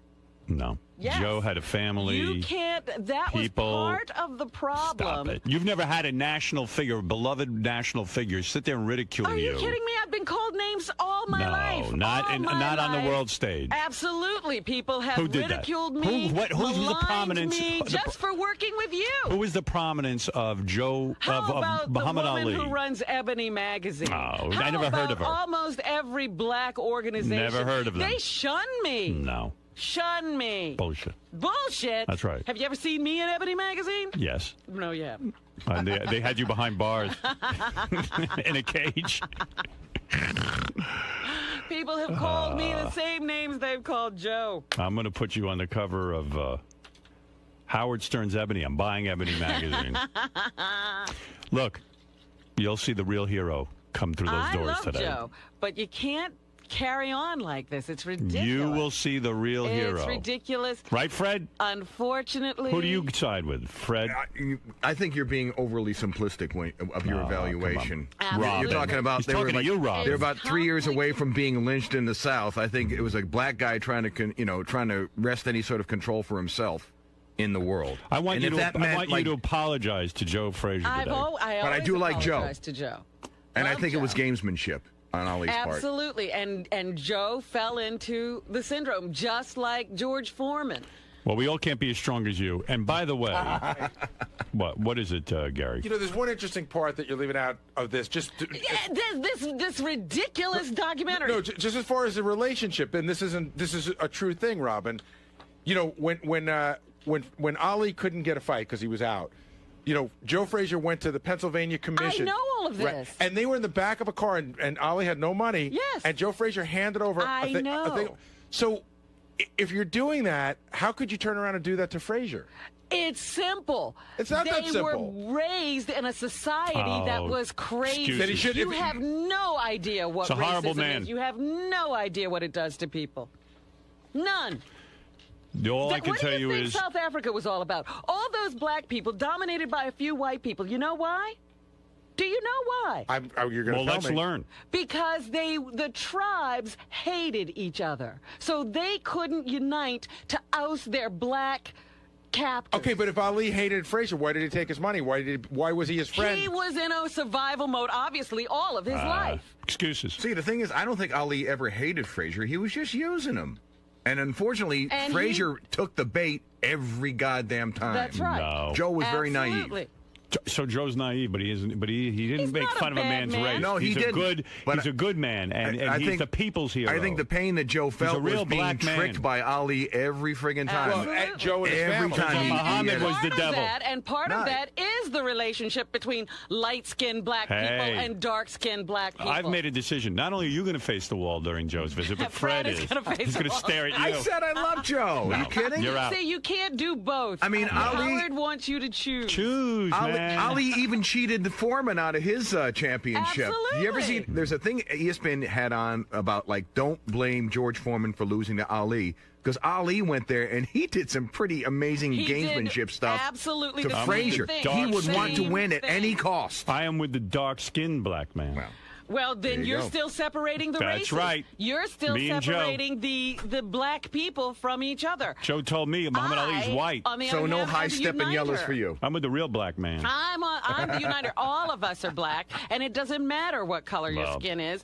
And Then you're not we black. have to realize what racism does. It even turns people against themselves. Joe Frazier will be here, and Robin and Fred will be facing the wall. Thank you. Here we go. Massa says we got to face the wall. Massa's telling you. You better listen. Because we got opinions that don't agree with his. I'm sorry. You guys better face the wall. All right. Mr. Frazier, good morning.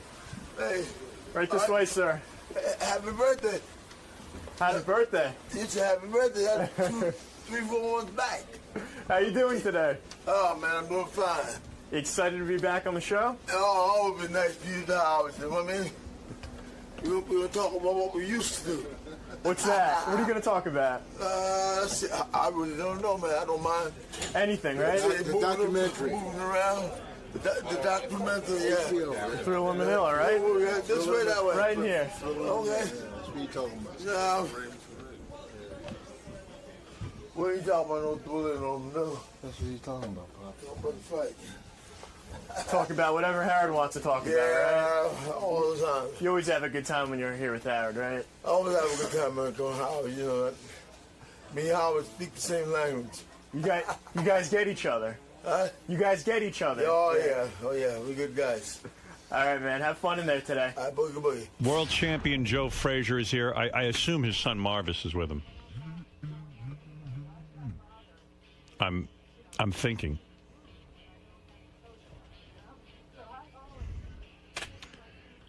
Joe is this man walking through the door is the greatest boxer of all time. I don't care what anyone says. He's the guy left standing, not Ali or so-called Cassius Clay. This is the real champion, the world champion, the true champion, the true boxing champion of the world. And now, finally, there's proof. Hello, darling. Hello, lady. How are you? I'm just fine. How are you? Joe, that third fight, Thank you. Forget how we look. You look good. Okay. And your son looks good. The Lord been good to all of us. How are you, my friend? Oh, man, I'm doing fine since I see you. Let me tell you something. Yeah. You are a great man. History is now finally recognizing that you were the true champion of the people. You are the true black man. That's right. And you are the true Here you go, separating the races Yep, again. that's right. That's what Muhammad Ali did to my man. And so you're going to perpetuate the problem. Muhammad Ali is a worse racist than a Ku Klux Klansman. Oh, you're ridiculous, because Muhammad Ali couldn't enslave people. He's what? A black Ku Klux Klan. He's a black Ku Klux Klan. Do you know? All he could do was call names. In your new, I want to talk to you for a second. Good. In your new special, this HBO Did documentary. you make this special? Right. You must. Thriller in Manila. Okay. All right. First of all, I learned a few things. This Cassius Clay. Yeah. Oh, I wish he could beat you up. He can't. I could kick his ass. No. I'll fight him right now. All you do is mention my name. Don't worry about it. Cassius Clay went and spoke before the Ku Klux Klan and said that the people should be separated. Yeah. And I can't imagine psychologically what it did to you back in those days when Cassius Clay would sit there and hold up a gorilla and put it in your face and say you should be in a zoo in a cage. That's the worst racial thing you could say to any man. Any man. That I look Let like me ask you something, Joe.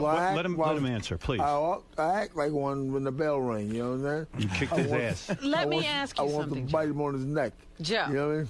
Joe. Robin, please. Did any other black person ever say something to you about the color of your skin? About me? Yeah. I didn't have no problem with that. Come on, tell the truth. My grandmother was Irish. Tell the truth. Your grandmother was Irish. Okay, that's the truth. Hold on, Joe. Let me take it. Let me take you and through a blonde, too. Let me take you through this. I am here to celebrate the new special that's coming out on HBO. I've seen it already, and Robin hasn't. So I'm going to say this. You like it? Do I like it? Yeah. It vindicates me. Yeah. I've been saying all along all these years, the true champion of those fights was Joe Frazier. One champion, another, man. That's right. And this finally proves it. You know what, Joe? Muhammad Ali never did this show. And it's right, because he can't. Yeah, you know why? Because Joe pummeled the shit out of him. He could have done this show at one time. No. Lady, he had like 3 or 4 movies out. Joe, I'm worried about you. I saw in the documentary you were living in your gym. Yeah. You're down on your luck money-wise. That's what it kind of says. And now I heard you lost the gym. I don't. No, I haven't lost no gym. You got the The gym? gym is still there. I just want to sell it. I'm not losing it. Where are you living then? Here and there. Where? Here and there. Here and there. In Howard, he's in the Philadelphia. high You made rise. millions. He made millions. He's in a high rise. In a high rise. Yeah, he's doing So you're well. doing okay. Yeah, he's Sure, all right. I'm fine. You're fine. But the guys over the time, Howard, what they have done, I gave them a way of life. Yes. And you know what they done? They throw it back in my face and walk away. Yep. They went to Butch Lewis. They went to Don King.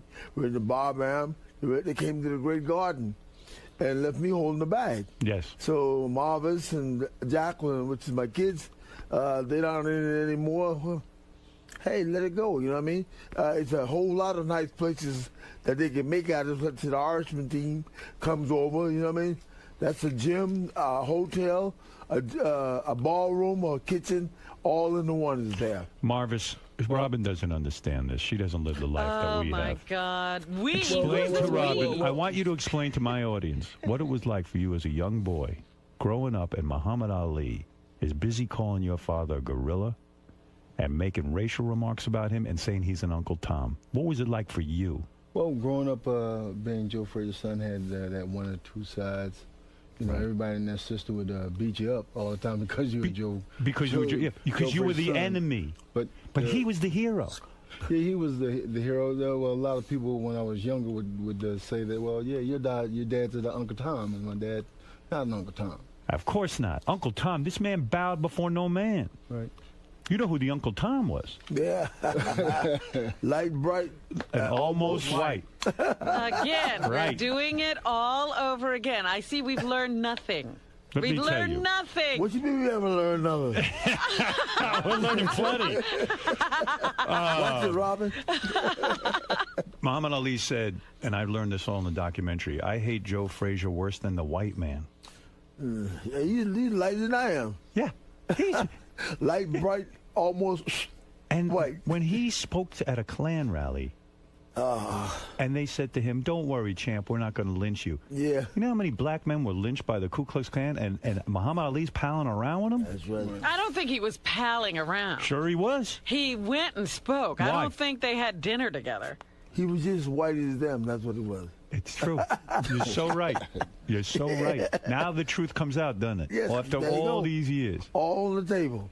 All on the table. I knew I was right. Man, like the Lord been good to me. Yeah, damn and right. The Lord been good to all of us. You know what I mean? You look good. You worked the farms and the fields. Yes, I did. You know what it is to be a black Yeah. man in America. I'm in the back of that mule 24/7. Yep. Yeah. You know Get who up, was with mule. him? You know who knows mules? You. Oh. Did Muhammad Ali ever work a day in his life beside being boxer? No. Who worked? You. Me. You. Oh, Yeah, this is ridiculous. Right in the field.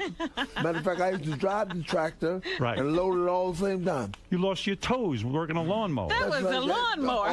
I said Robin ought to kiss That your. was a lawnmower, I said, a riding mower. you know what, Joe? I said to Robin before you came in, you ought to kiss that man's toes, and I remember you didn't have it. Yeah. Right when you want to go out. When you want to go out with What? Joe? When you want to go out with me? We're going out? If you want to. When are you in town? Huh? When are you in town? I'm in town now. I'm She's leaving town. Actually, I am going right out of town Oh, yeah? today after work. She got an looks- enema. She looks good, doesn't she? She looks great. Yeah, she look good. You know what I mean? Doesn't she look good? That's a whole new hairdo, too. Different I part. wouldn't need the pillow. You The wouldn't? pillow? No. Talking about her breath. You wouldn't need it. You mean you'd put your head on those two pillows? No, I had to put the pillow over her head. Oh. You wouldn't even need the pillow. You're all right, Rob. Sometimes no, when you're not with a good-looking woman, sometimes you put a pillow over their head so you don't have to look at their face. There you go. And There with you go. Robin, no pillow. no pillow for She got a Robin. pretty Robin should face. be all right, Thank yeah. you. Robin, I guess you're that's a awesome. compliment. You know what? Robin, you're a small piece of leather well put together. Oh, why, thank you. There you go. Marv is a chip over there. He has a poem like Kurt Angle. You always knew how to charm the ladies. He's a minister, you know what I mean? That's why he's trying to throw some good stuff there. You know, you talk about pussy. Let's get this serious. Take it Not easy. you, You're in but the listen. presence of a minister. All right, but listen. You know when you talk pussy? This I learned in this special of yours. Ali, or whatever his name is, Clay, he took the fight because the so-called Muslim Yeah. was cheating on his Pay wife. for all the more women. He took his girlfriend to the Thrill of Manila. He was away from his wife. Wife showed up at the plane same time. His wife showed up. She almost beat the shit out of the woman he was with. Right. And here's a man, sir, proud black man. He's cheating on his black wife. Hey, walking with supposed to be the Bible man. Right, Bible man. There you go, Bible man. Bible man. And he got 3, 4 wives. Yeah. Ready to kill each other. Are you saying boxing has hypocrites in it? What you're saying is Ali went to Manila to get away from his wife so he could have an affair with his girlfriend. That's that was one too. Yeah. The fight was incidental. Yeah, the fight was all about. I hate to say a word like this in front of a minister, but pussy. I said. Am I right, Marv? I said at the hotel. He went in the kingdom with President Marcos. Yeah. I don't know what they done together, okay? I'm going to leave it alone. What Right. are you implying, Are you Joe? saying Ali had a sexual affair with the president of the Philippines, I ain't Ferdinand saying nothing. Marcos? Wow. I ain't saying a thing, you know that? Let me tell you something. That'd be You are Imelda. no Uncle Tom. You bow before no man. Yeah, no. You had respect for women, Oh, yes. and you are a good man. And here's the thing that must kill you every day. And be honest with me. Joe, you never cheated. Big man? You never cheated. Never cheated on Marvis's mother. You never cheated. No. No, he was a What? good man. I did a little dip in there. Okay, thank you. Dip in there, you know what I mean? No cheating, no. But he would never No be cheating. he would never be dumb enough to I just- invite them both to a plane. I just stop and go in there and tell them I can't do it, you know what I mean? Oh, yeah? I'm a true guy. You know? Walked away. Did you? Walked away with my pants in my hand. I pulled my pants back up. Let me tell you something. Yeah. All right, so you had some pussy too, and you never cheated on Marvis's mother, right? No. Never. Thank you. She was a saint. No. That's right. I hope not. Yeah, you know, like, the more you have to do, like, you know, Right. Marvis is watch because praying. you don't know who's looking at you, you know what I mean? At the time. Right. You know? Well, you were the champion, and you beat Ali the first fight, hands down. There's no question. I beat him all 3 of them. Exactly. Okay. This is my point. Yeah, okay. Second fight was a farce. Yeah. The third fight, he was done. You had that fucking manager, whatever he is. Oh, he man. told you not to get up and fight. Yeah, well, He's supposed to look at you. Had it won. he wasn't going to come out because he's not thinking about 71. We're going to crack him on the jaw again, you know what I mean? You went the full distance. Ali even admits he couldn't get up for the last round, and your what are you, manager or something? My trainer manager. Do you hate this guy now? No. Well, see, was once you afraid. make that groove in the corner, Yeah. along with the trainer, other people who are part of you, you want to stick with him because he might see something that you didn't see. And everybody's alive today because of it. Big Well, man?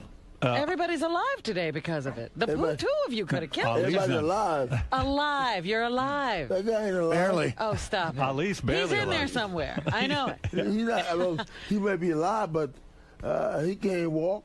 There's a special coming out on HBO. It's called Thrill in Manila. It'll explain everything to you. You Oh, must I watch can't this. wait to watch this. Champ. Boy, you should hear some of those clips, Artie. The guy makes Muhammad Ali sound like the devil. He is the devil. Well, listen, he yeah. was the devil. What he did to his fellow black man Here we is go. unbelievable. Here we go. John, Like he was the If I only walk one. up to a black man and I say you look like a gorilla, I They would do be. it every day in the black community. No, Stop it. come on, I don't No. care. You don't do that on the world stage. They do. I would say this is about the first time that the film has really portrayed the side of Joe Frazier. John Dower did a fantastic job. He's a genius. On, just showing Joe Frazier's side Okay. of the story. No one else has ever, shown his side of the story. Everybody's heard the Muhammad Ali side of the story, but this film portrays Joe Frazier. Joe, You don't feel doesn't that it goes too far to No, one you side? haven't I mean, when seen are we it. going to You have have to see it. just the story? Doesn't it kill you that Muhammad Ali just got $50 million to sell his name and his merchandising? What are you gonna do with it? Yeah, he's not going to be happy. Don't you deserve the same payday? Sure. Why not you? I could let's say you go out and have a good time, put some money away for the kids, some more money away for the kids, get married again. You know what I mean? You want to get married again? I'm waiting on you, Rob. I have pictures of you hanging on my wall, not Muhammad Ali. He doesn't have any pictures. I got pictures of you fighting, Okay, all right. not Muhammad Ali. I'm the one with the pictures, and it's always both of you. I got a couple pictures of him falling down on the wall. In front of the gym. What you used a brilliant strategy when you fought Ali. You took your fists and you pummeled his organs. Oh, you hit him in the stomach. You hit him in the ribs. Slow them kidneys down. Right. Yeah, the liver from function. Right. You know. He was like in the hospital for days. And you wonder why the man was trying to save his life by getting Joe upset. Don't get Joe upset. Howard, he wasn't going to come out for the 15th round because he was thinking about 71. Right. So they tell me, you got to go. No, Joe's not coming back out there. I said, hey, let me go out there. He said, no.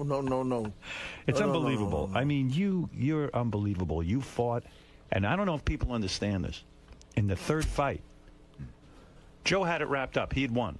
Every judge said Joe Frazier He was winning on the cards? He was winning on the cards. He's got this manager type. Who knows who he is?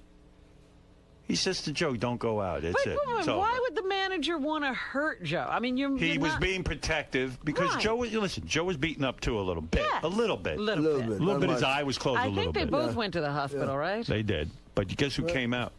But Eddie Hutch threw in the towel for Joe. And if he hadn't, Ali never, history would have been changed. Robin, you still married?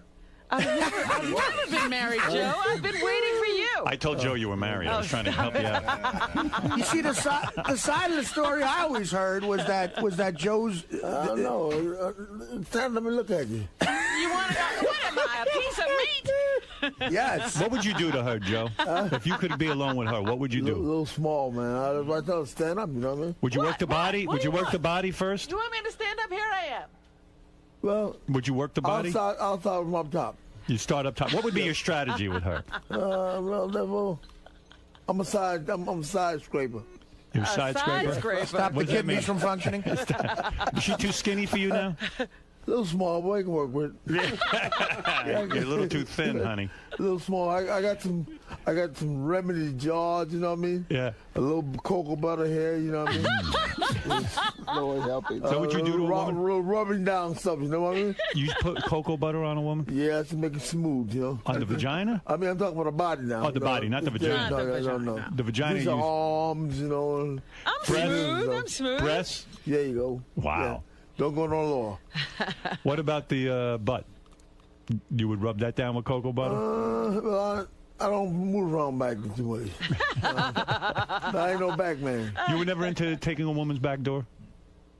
Never? No. That's not your thing? No, they got many ways to use that. I'm with you. So you can't go back there. Right, it's dirty back there, quite frankly. Yeah, you don't fool with that at all. Not with me. Did you ever accidentally enter a woman back there? Like you meant to go? Did you ever mean to go into the vagina and then suddenly you realize you're in the back door? No. I had an accident like that once. No, I'm a scared aimer. You're straight. You're a better man than I am. Well, you're the champ. You're the champ. I'm a straight guy. It seems like Joe's doing fine. Yeah. Yeah, I tell you, boy. No, not back there. No good. All the women you've had, man, you could write a book just about that. I've been pretty clean. I've one, two, his mother.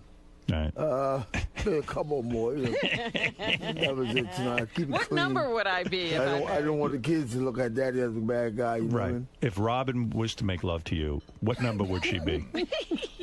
What number would she be? If she, how many? In other words, would she be the 17th or the 1700th woman you ever had? About five. Number 5. 5. So you haven't had Get that out number. of here, Joe. No, I stay Number away 5 from that today. stuff, man. I'm cleaning chitlins. When's the last time you got laid?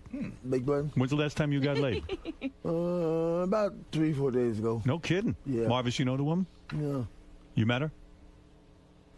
Did you meet the woman he banged? He sees no evil, hears no evil, speaks no evil. So, It's hard for Marvis. You know, he likes to think of you as just, yeah, dad. he's like, well, God forgive, that his wife passed away.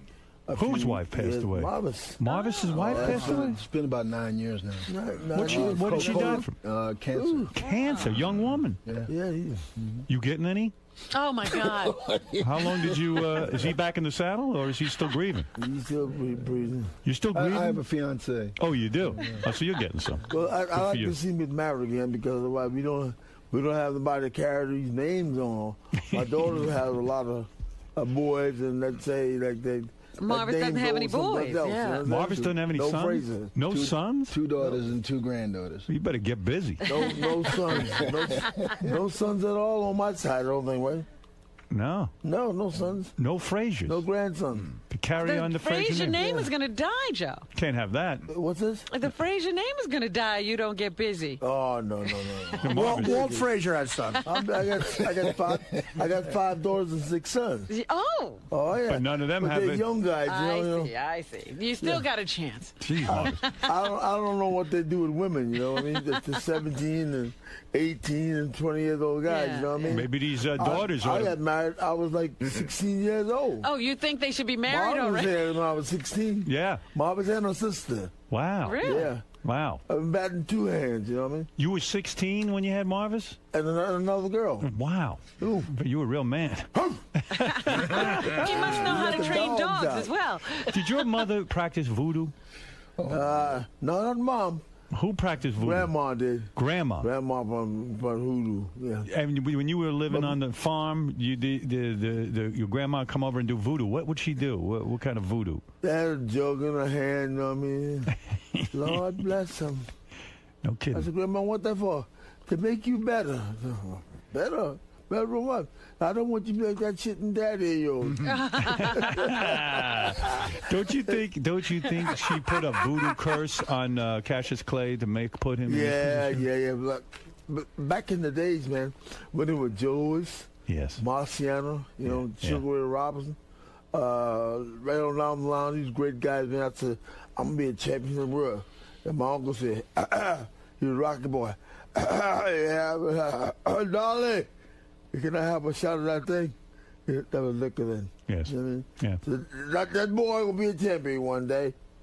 You'll see. That was his uncle. They all gone. My Uncle Rock. Yeah. Israel. So they believed in you. Your family Sure. believed in you. And now, though, you live with great pain. You do. Someone told me you're taking 20 pills a day just to stay out of pain. Is that correct? No. Somebody told you something wrong. But let's straighten that out. I'm a diabetic. Diabetic. Yeah, I'm a diabetic. No pains. He decided that the blood probably could drop too low or go up too high. Right. But it don't affect nothing else, okay? Right. So in other words, with a lower, little too low, I got to get a Viagra. You know what I mean? I didn't know that. Viagra. What did I say? You got to take Viagra. No, I think I made a mistake. I'm sorry. I better do some vitamin E. Can't believe the champ Vitamin E has to and take a vitamin Viagra. C. Did you know that, Marvis, that your dad has to take a Viagra once in a while? He's just joking around. No, he's not joking. He takes a Viagra. Sounds like he's fine. He has hypertension also. So because of that, you have to take the Viagra sometimes when you're with the ladies. Because when you have hypertension, diabetes, it might be a little bit difficult to get it up, right? No problem. No problem walking. It's decided that sometimes I want to make sure I'm okay. You know what I mean? When you're with a lady, when you were with a lady, yeah. So when do you take the Viagras to get it hard? Do you time it out a certain way? Like how do you work it? No, what I get in the morning, like I want to try different things, like in the E's and C's and stuff and B's. So I probably just drop something in there, to help the E's and the B's and the C's out. You know what I mean? He doesn't take Marvis, he takes Viagra. Yeah. I hate to break it to you. No, he doesn't. Marvis, he's got to take a little Viagra. The man is not a young man. He takes his Viagra. Smoking Joe Frazier. Yes. He doesn't need Viagra. He's not going to discuss it with you. He discusses it with me. You see, you don't have these kind of discussions with your father. I do. He can teach you a lot about Viagra. I can't talk to him that way. You know, he's a minister. Right. I'll tell him every now and then. But Marvis is no fun anymore. Ain't nothing wrong with dropping a little Viagra in the E's and the C's. Right. And the B's. Yeah. Why not? They help each other. You know what I mean? Down the line. You know? Absolutely. You never know when you might run up on something. You know. Marvis gets embarrassed by this kind of sex talk. He's going the godly way. I see what you're doing.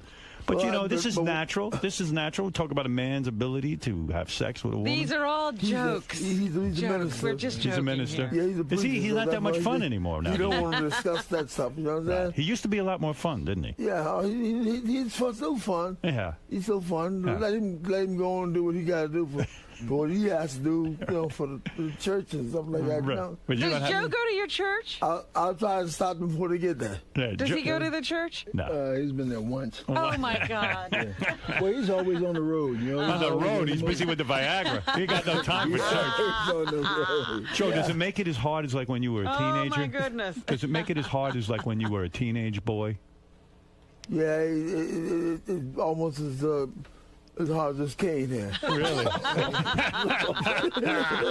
How long does it last? Yeah. When you take a Viagra, like, and then you're doing a girl, Yeah. does it after you finish, is it still hard or does it get soft? No, I'll be able to watch it off. Yeah? Yeah, you don't ban on me. Yeah. I'll be able to watch that.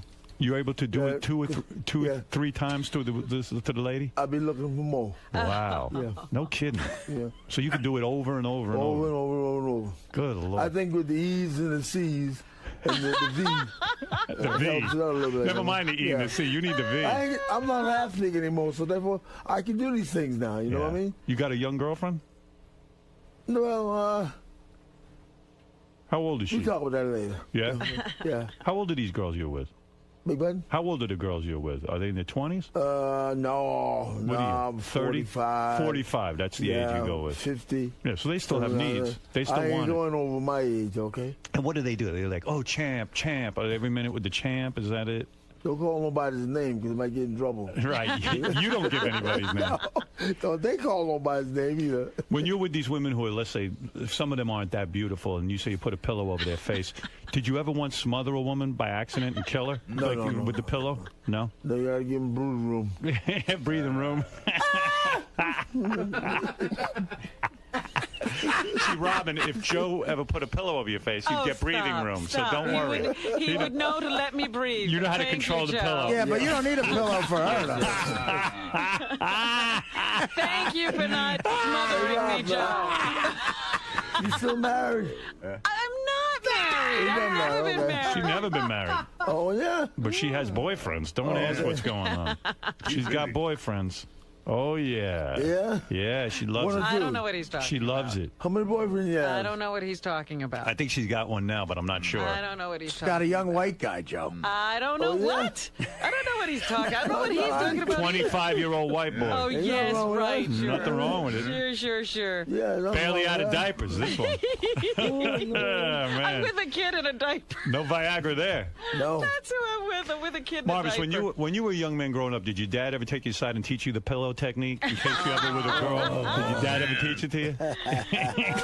You must have learned something from him, right? You know, what was happening? Marvis had more of a quiet life, more than the other brothers of his own. You know what I mean? He's a great man. Yeah, he was a great guy. I like Marvis. he's a true preacher. You know what I mean? Yep. I asked him how he does it. You know what I mean? But therefore, he said, "Look, Dad. I gotta walk right." I said, "Well, ain't nothing wrong with walking right, but when them girls come to see you, you gotta do your job."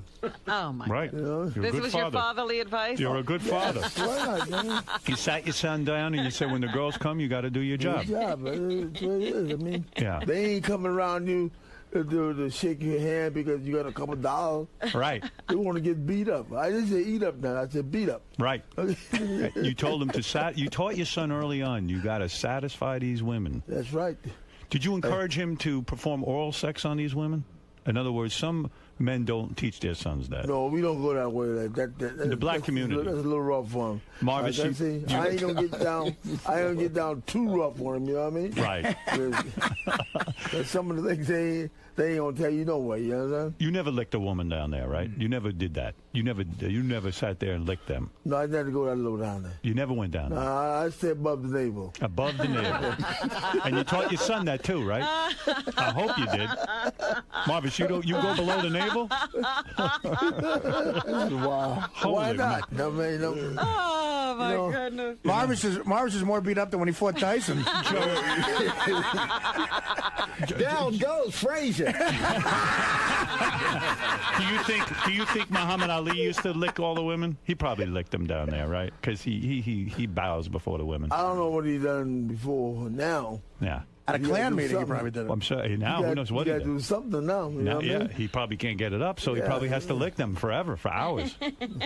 Do you think that his wife or someone has to like he just has to lick her for hours because he can't get it up? Because of what you did to him? I'm not sure what that's all about. You know what I mean? But you're still giving it to I him. respect him and the wife on those parts. I don't really know what they're That's going fair. to do. You know what I mean? Yeah, yeah. Whatever he do to make us stay, let him keep on doing it. Right. You know what I mean? Better luck to him. I don't think Viagra's helping I him. do what I got to do, okay? Right. Yeah. You know, it was about I think about 2 or 3 years ago at the. Don't tell me you licked a woman, Marvis. Stop it. Your father will throw you right out. No, this was at the All-Star game that was held in Philadelphia. Right. And my father and Ali in a private quarters inside a hotel. You know, they embraced each other. You know. Why? For I guess love, forgiveness. Wow, come on. You know, come on. I mean, You know what, we do- man? I wouldn't He talk around, you know what I mean? I wouldn't have hugged him. Yeah, he talks around, you know what I mean? He can't get directly straight to the point, you know what I mean? He didn't look at you. Yeah. He hugged Yeah, you, but that's all right. did he look you in the eye? No. Yeah, I'm still a father, so you got to be careful. Yeah, damn right. Yeah. It wasn't sincere, was it? Yeah, he got a good job, and he's a good minister. You know, and he's good for the kids, you know what I mean? Yeah. And he goes to the prison, he goes to the church, he goes to the community. Right. But he can't make you forgive Muhammad Ali. Is that what you're saying? He probably. You want to go get him? You know, if I was hugging Muhammad Ali, You Marv, want to? They don't have to when you were hugging Muhammad Ali, were you afraid he's going to put a knife in your back? Oh dear. Wow. I bet you checked him. I hope somebody frisked him first. I hope somebody frisked him. I wouldn't have hugged him. Any man who called me a gorilla says he could put me in a zoo. No hug. Sorry. Howard, you know what? You're such a hypocrite because you spend all your time now apologizing to people. I apologize Yes, to one person. Two people. One person. Soupy, and who was the other guy? Another and there guy. was a third guy. No. Yes. No. And you say, I was vicious, I was wrong. He was not treated well. And those people were not treated well by you. Didn't you go to President Nixon and beg him to let Muhammad Ali fight? That's what driver's license he gave him. That's right. You got Nixon to give Ali a driver's license? No, a boxing license. Oh, a boxing So you No one was get giving all him his license together. They took driver's license. They had everything. Took license to fight. Yeah. And he didn't take a married license though. No, can't get that one. Joe, so you're in the presence of a real man. You made up with Ali, and Howard made up with Soupy Sale. I was Ali. They should have put Soupy in a cage. That's right. That's right. But But let you me know, tell you something. what we all about, Howard, is that, we know he's in bad shape now, after all the fights and stuff. After you. I hope that the Lord forgive him, and help him to get back where we at so we can enjoy life a little bit, Well, it ain't happening. You did. We You all took care ain't of got but another business. You few took days care. around. You took care of him. So therefore, that he come on out and enjoy some of us, have fun together. Your two fists put him in that condition. Well, let's say I had 100 fights and I lost 2 to George. We can go to something else. Yeah.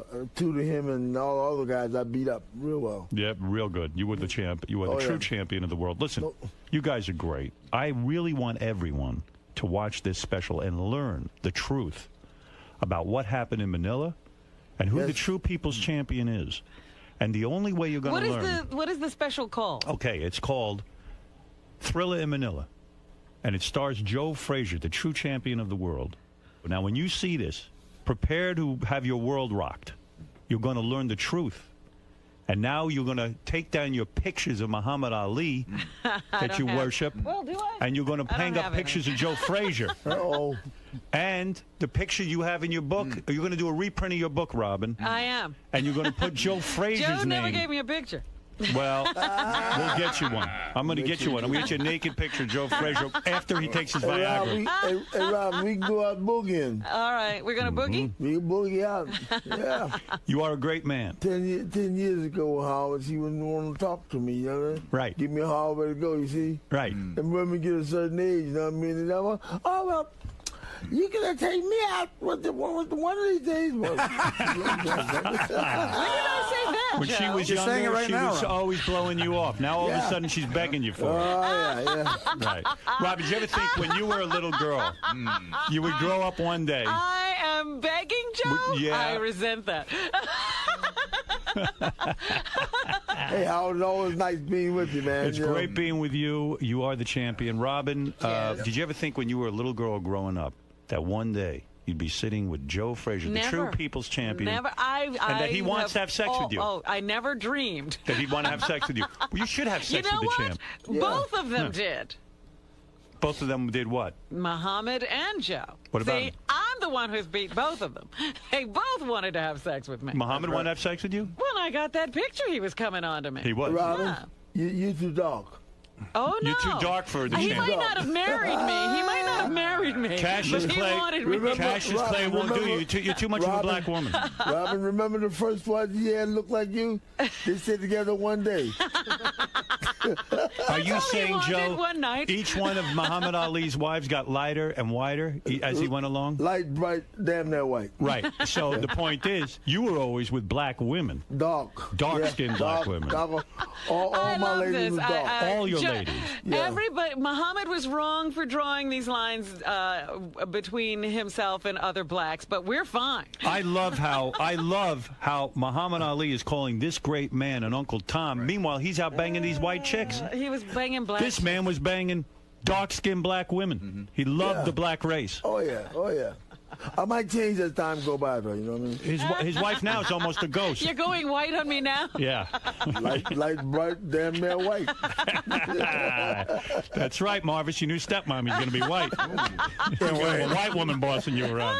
That's all right. That's all right. You don't care. Long as Call Pop, me long Mom. As Pop Yeah. loves her, that's all right. As long as Pop's happy, right? Yeah. I got one lady in the movie, you know, that been with me like 40 years or more. You know, Yeah. she does Yeah? a fine job. Yeah. Who is that? Your traveling companion? Well, traveling companion. Let's say my secretary.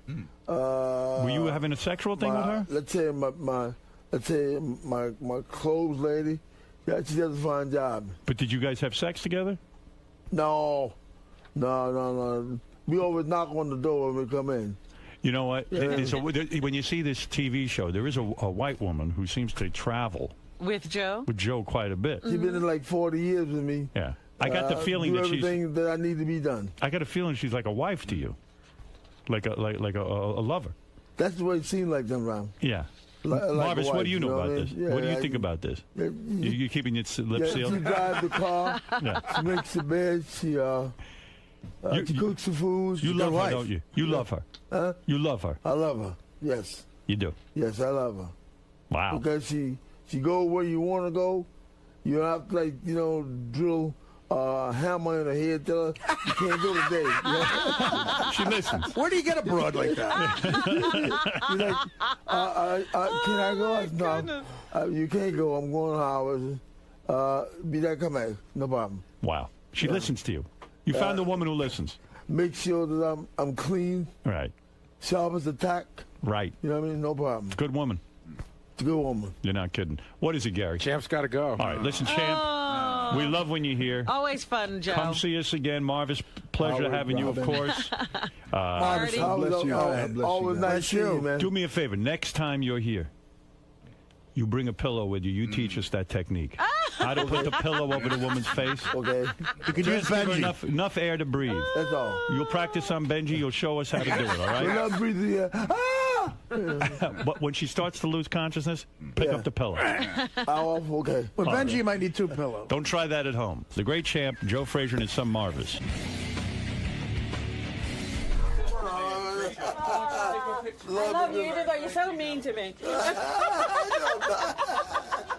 did a fine job.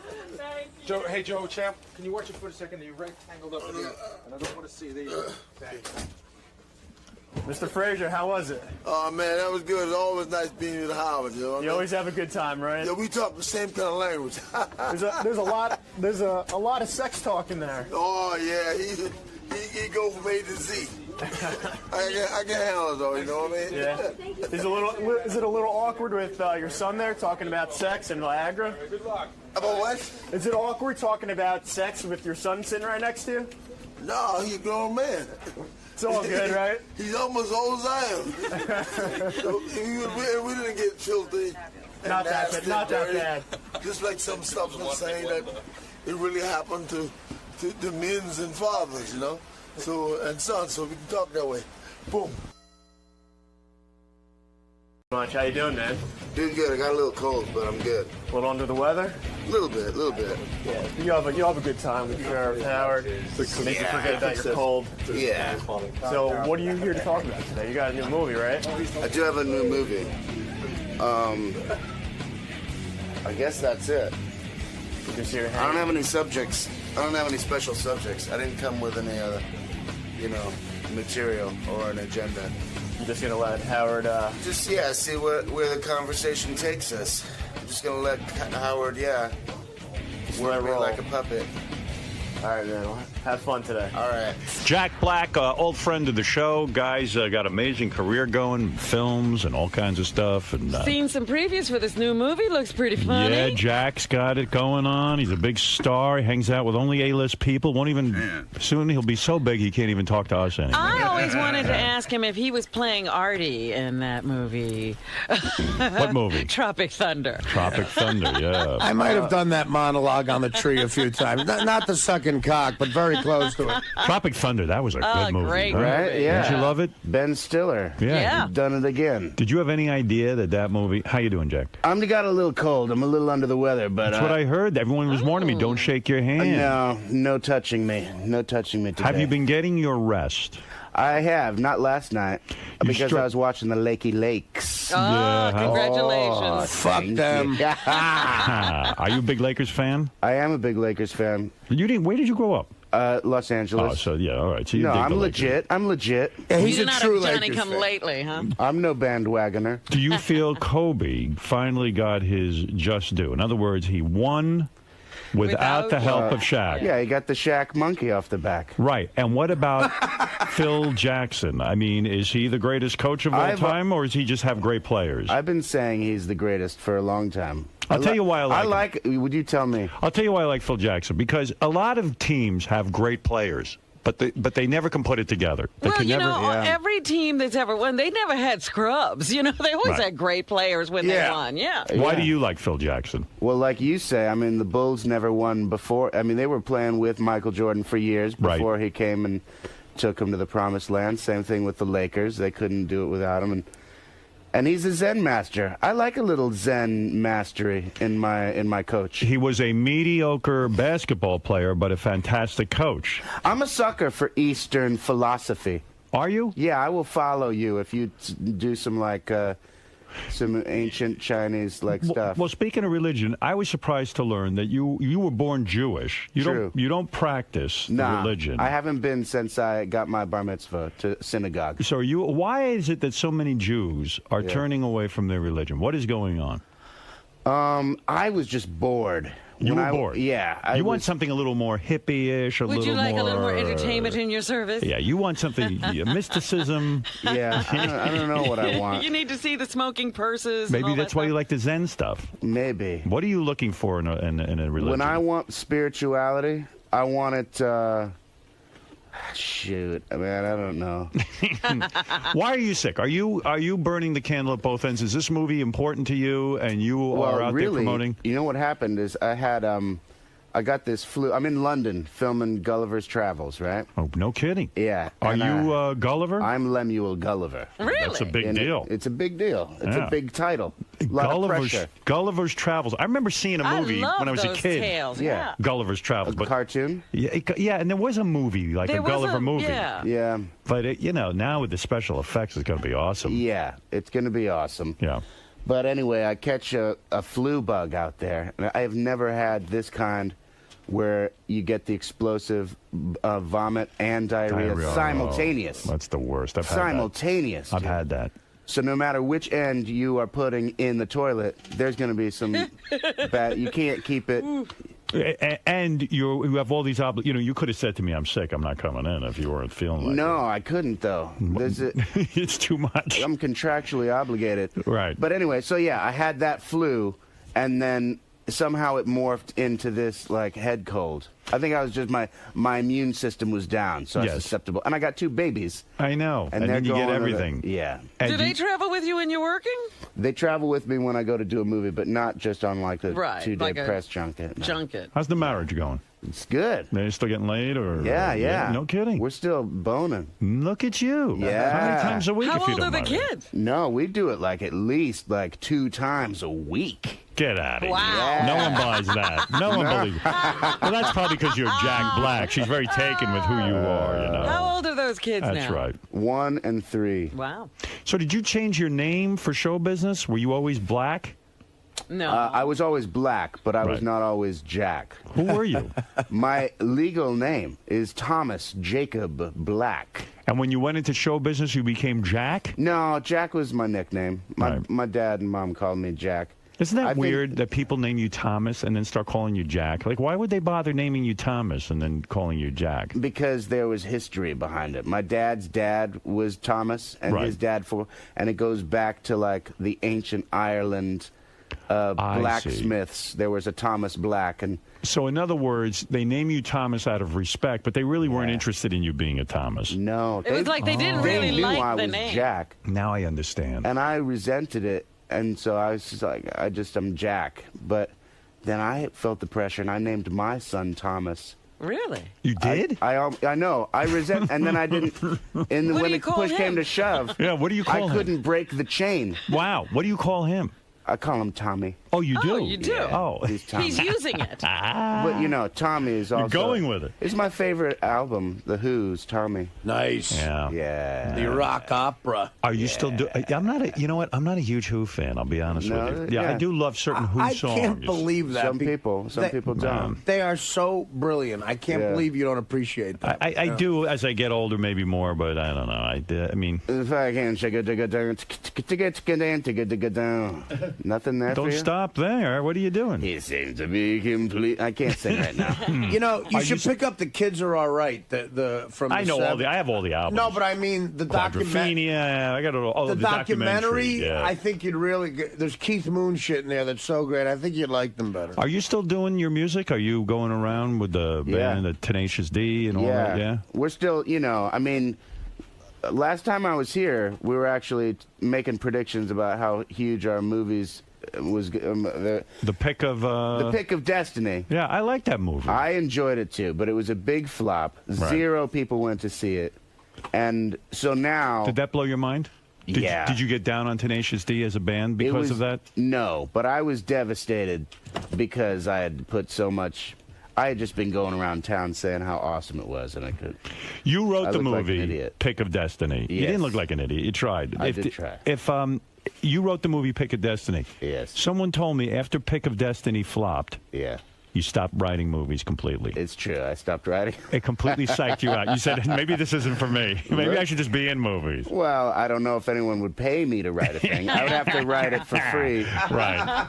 A spec. In other words, you were working on multiple scripts at the time Pick of Destiny came out. This is what I heard. And then Pick of Destiny comes out, it flops, and you go into such a depression, can we say? Did you go into a depression? A little bit. Did you go on antidepressants? No. You have been on antidepressants in your life. Yeah, just the Wellbutrin. That's not a real serious one, is it? Yeah, I don't know. Who put you on Wellbutrin? Oh, I wanted to quit smoking. It wasn't really because I was in a deep, dark depression. Did you quit smoking? I did. You did, and you were successful with that. Yeah, on and off. You're not a drug guy. I'm not a big drug guy, no. In your life, you went through a drug phase. Yeah, I did some cokey, You did a little coke. A lot of weed. Heroin once?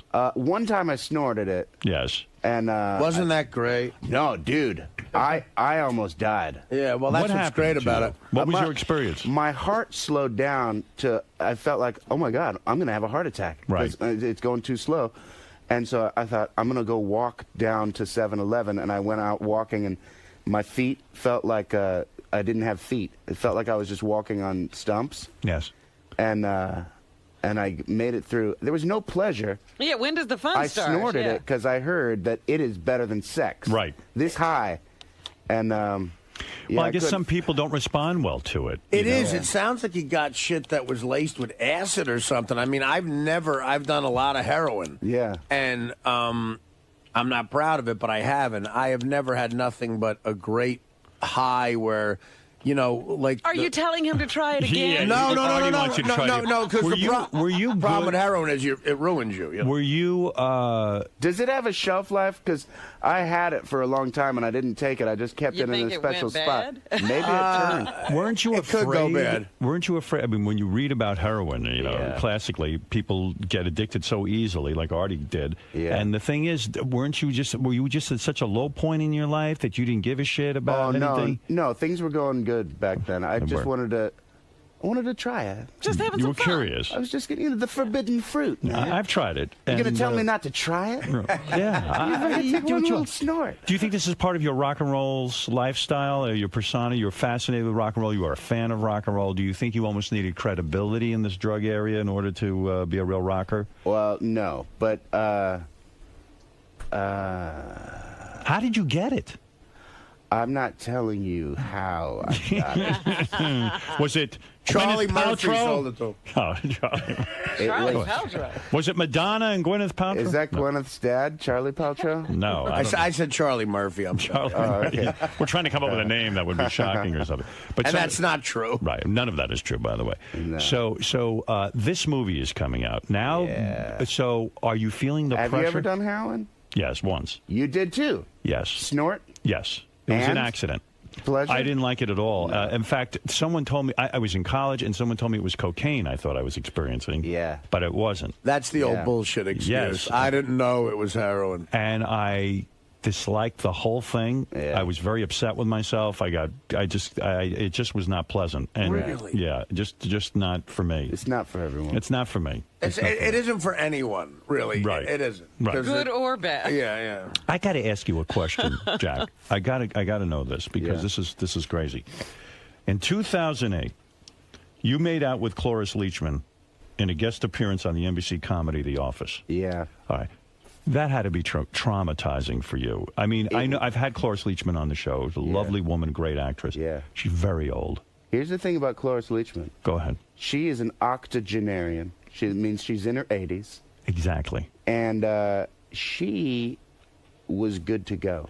She was ready to plunge into the deep end. I know. She wasn't shy at all. She is a woman. She wanted to make out with me, I think. Unless she was just being a really professional actress and getting into character, she gave me the impression that she wanted to do it. Were you totally frightened of this kind of acting experience? Because, I mean, let's be honest. Yeah. And I think Cloris Leachman's a lovely woman. She was flirtatious when she was in on this show. She was saying wild things. I loved her. I had a great time with her. Yeah. I fucked her. But actually to kiss her. You did not. No. But actually to kiss her. Yeah. And did you tongue her? Yeah. You tongued an 80-year-old woman. Well, here's the thing.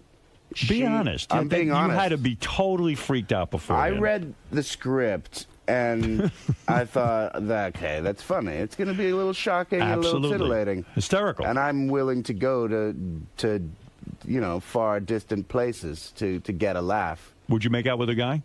I've never made out with a dude. Good. But if it was really, really funny. You might go there. Yeah. Don't do it, man. But, so check this out. What about an 80-year-old guy? I get there. That's funny. That might be nuts. Nothing funny about that, Robin. I get there with Cloris, and we're talking about the scene, and she's massaging my hand, giving me a little... and I actually started to think, I'm getting a little aroused. No kidding. I could conceivably. And also I was thinking, damn, man, I hope when I'm 80 that I am massaging people's hands and wanting to do it. You're not joking with me. No, that's You're telling me when she was when an 80-year-old woman was massaging your hand, you started to feel as if you were getting sexually aroused. Because here's the thing. Woman in general, I can always find the beauty in a woman. Right. They are woman. In other words... When she was massaging my hand in that way, I was feeling like, that feels good. She knows what to do. She could please me. In other words, what you're saying is that no matter how old a woman gets, you can find that essence that even when she was 20, she still has the same flirtatious moves. Yes. It's just that she's 80. Yeah. But he was looking for some real experience, you know, like she might rock the boat because she knows so much, right? Right. I was inspired because I've always felt like when I turn 70, I don't want to live past. I want to die at 69. See, if you were a true comedian, how great would it have been if you left your wife and children for Cloris Leachman?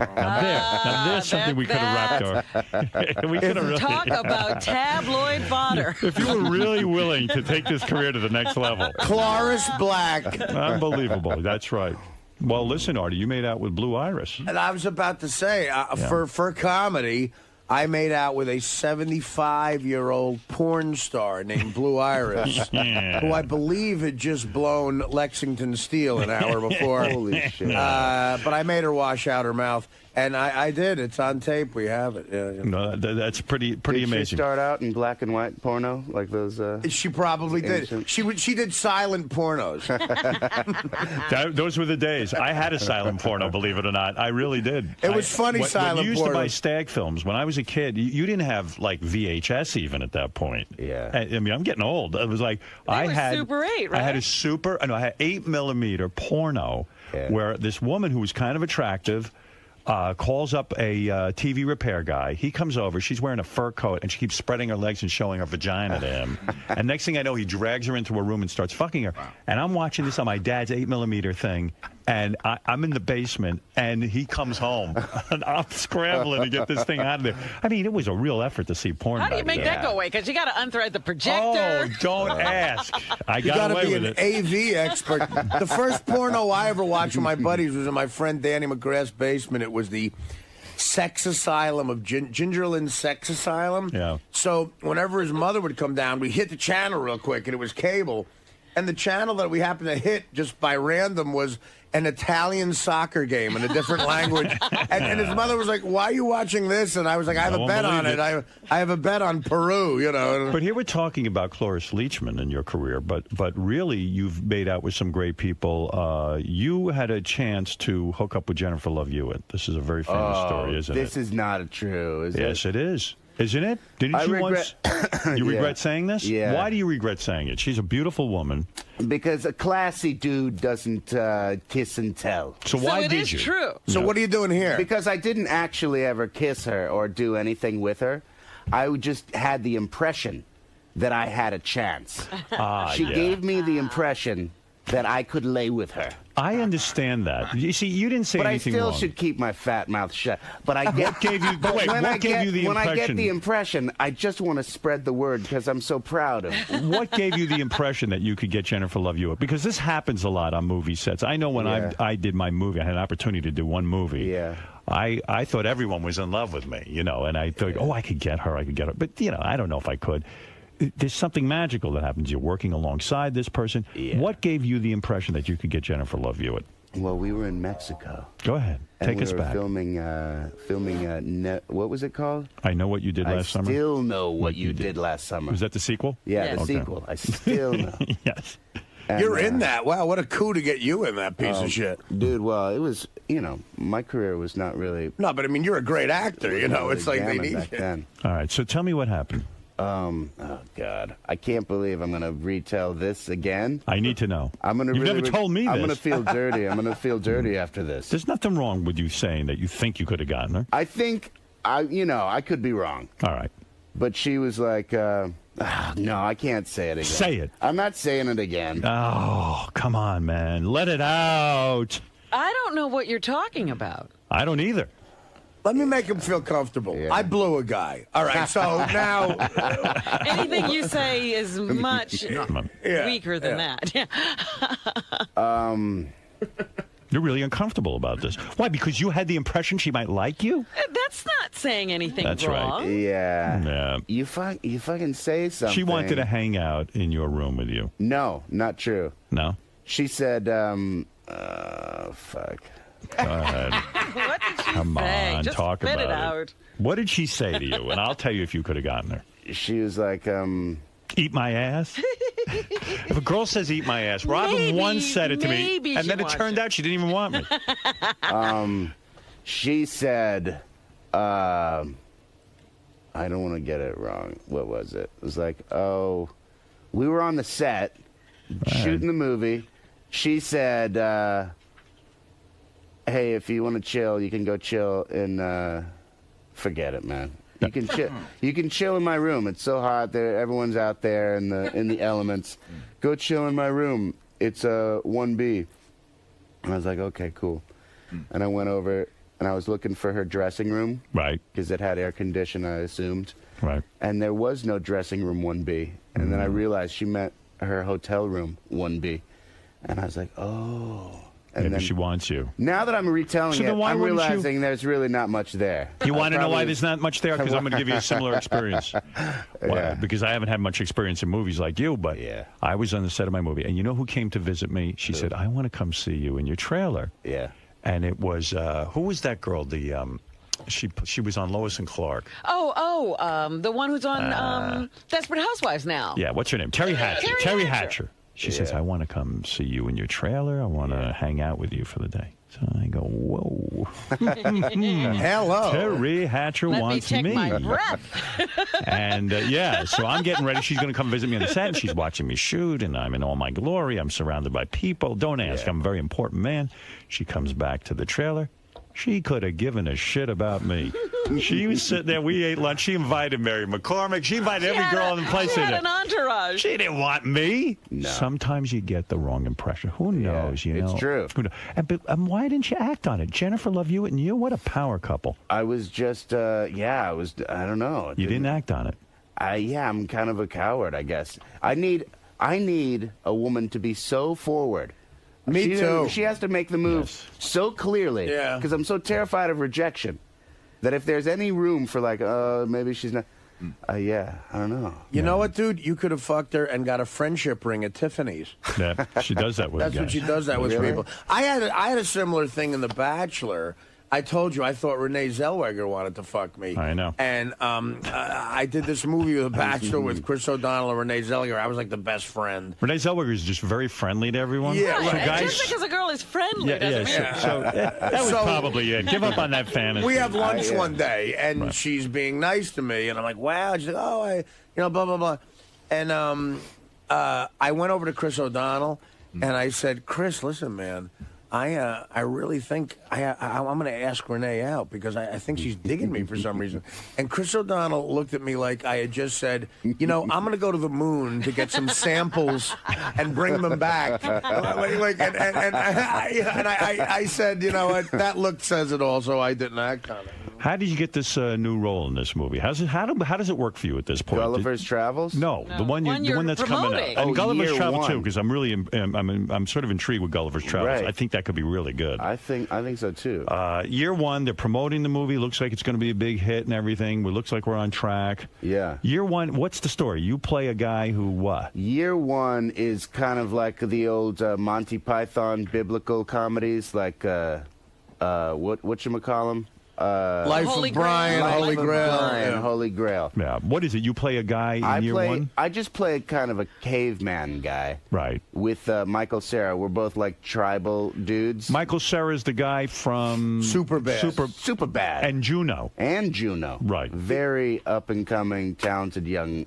How old a dude. kid is this? He's like 21. Can you Just hang turned out with this 21. guy at all, or is it? No, I'm yeah. old enough to be his father. Right. Do you lecture him? You teach him about rock? But What do you teach him? when we hang, it's good because Yeah. he's very smart. He's actually smarter than me, and so. So this fantasy that when you're on a set, you make friends with everybody you're working with. It's not the case, right? I mean, you just work with someone, and it's like a job, and then you go. I mean, we make friends. We're friends for the time that we're working, but in the end, Then gotta you never go back see him to again? Someone No, told you me can- once in a while there's some texting and some mutual admiration emails. Hey, How great man, we I saw are. you on the thing. You did good on the thing. Yeah, sometimes I'm shocked because that kid kind of plays a nerdy guy, but I'm hearing he's some sort of sex symbol. This kid gets tons of pussy. Isn't that true? Well, that's how it Hollywood, goes, though. yeah. When there's a lot of girls will respond to, oh, he's so sweet. Right. He's not going to just bone me and leave me. That's his thing. That's real love with that kid. And he's in major movies. In other words, this kid has the kind of thing going where girls go, I'm going to stay with him because he's a movie star, but he's going to really love me because he's not that hot. He's got that thing. He's got that thing. Did you see evidence of him getting laid? Did you see hot chicks with him? He had a girlfriend, I believe he still does, named Charlene Yee. Mm-hmm. A very funny young actress who you might have seen in, what was that movie with Judd Apatow did with the Knocked Up? Knocked Up. She was the girl in the apartment who was really stoned. Oh, okay. I kind of remember that. I don't know. All right. So how do you get this movie? Do you get hundreds? I mean, at this point, do you get hundreds of scripts a week? How many do you get? I get a lot of scripts, but this was really, this one grabbed you. It was Harold Ramis that first called me and said, hey, I want to make a movie with you, and I want it to be this thing. And so I was into that because, Caddyshack. He's legendary. Yeah, he's a legend. And he made one of my favorite movies of all time. Yeah. Which was... Groundhog Day? Groundhog Day. I love that. I love Groundhog Day. It's an incredible movie. People forget he directed Caddyshack. I know. Yeah. He's great at that. And so I was already into it. And also, I like the idea of making fun of organized religion. Right. Because I think it's kind of a joke. It's kind of silly, yeah. And it could use, it's about time, it's been like 20 years since there's been a, History of the World Part 1 or... Are you feeling a lot of pressure for this movie to do well? Is that your whole thing, or you don't care? There's always pressure when the movie's expensive, Right. Is this expensive? It has some epic things to it. It was expensive. Big special effects. There's like Cecil B. DeMille type shots in it where, we're in like Greco-Roman times and there's huge animals. So you're talking about over $1 million budget. I mean, that's a lot of money. You can't even make a movie. You're talking about beer league budget. That's big stuff. So, yeah, I mean... And what's your quote now? Are you getting $20 million a film? Are you getting $10 million a film? After, I would think Rock and Roll... School of Rock? School of Rock. I mean, after that, I imagine your price went way up, right? Yeah, I got kind of expensive. Got a bump? And then I bet you got a bump after Tropic of Thunder, whatever the hell it was. Yeah, I mean, that must I always feel bad. I don't want to overprice myself. Where are we at now? I want to keep it reasonable. If I want to put you in a movie, I have something I'm thinking of for you. And, and let's say I send you the script and you love it. If I love it. If you love it, what do I got to pay? Then you may have to make me the $6 million man. Oh, $6 million. Boy, that's pretty good. And how long does one of them there movies take to shoot? Like 4 months? A movie takes, like 3 months. That's a good payday. $6 million in 4 months? I take it. Yeah. Are your parents still nudists? You've confessed to me. Were they? Yeah, they were nudists. You've told me that before. That was in the swinging 70s, though. Right. They will they ever get naked now? They put their clothes back on. I hope not. Because I've seen pictures of nudist colonies. A lot of these people get old and they still want to be naked. They don't care. Yeah, fuck that. The best. No, they're not getting nude now. So you've never been to one? I've never been to it because I have a small penis. Right, me too. But I would go to the nudist places with them, and I thought everyone was getting nude. It wasn't traumatic for me. You were a kid? So you were you went to family nudist colony? Yeah. You had real hippie parents. Yeah. Did you have to be naked too? Yeah, everyone was naked. Did you dig that? I mean, I know nudists. I never thought it was weird. But you know what's right weird now, about you're it? making me think that, well, holy crap. I'm so fascinated with this. How old were you when you started going to nudist colonies? Oh, God, I don't know. I think I was like 10 or something. Now, to me, okay, your parents were into nudism, and real nudists are like, it's no big deal. There's naked chicks walking around. We don't look at it that way. We don't get aroused. But you're a guy, and you're a kid growing up, and now you're seeing naked girls for the first time. Yeah. Did you used to pop little boners and stuff when you were a kid and see these women? I don't remember that. Right. I remember being nude in the jacuzzi and putting my wiener up against the jet. Right. And experiencing my first... Was really? Explosion. But you would go you would do normal everyday things naked. But at then the nudist colony. my dick got waterlogged. Yeah. And it looked like the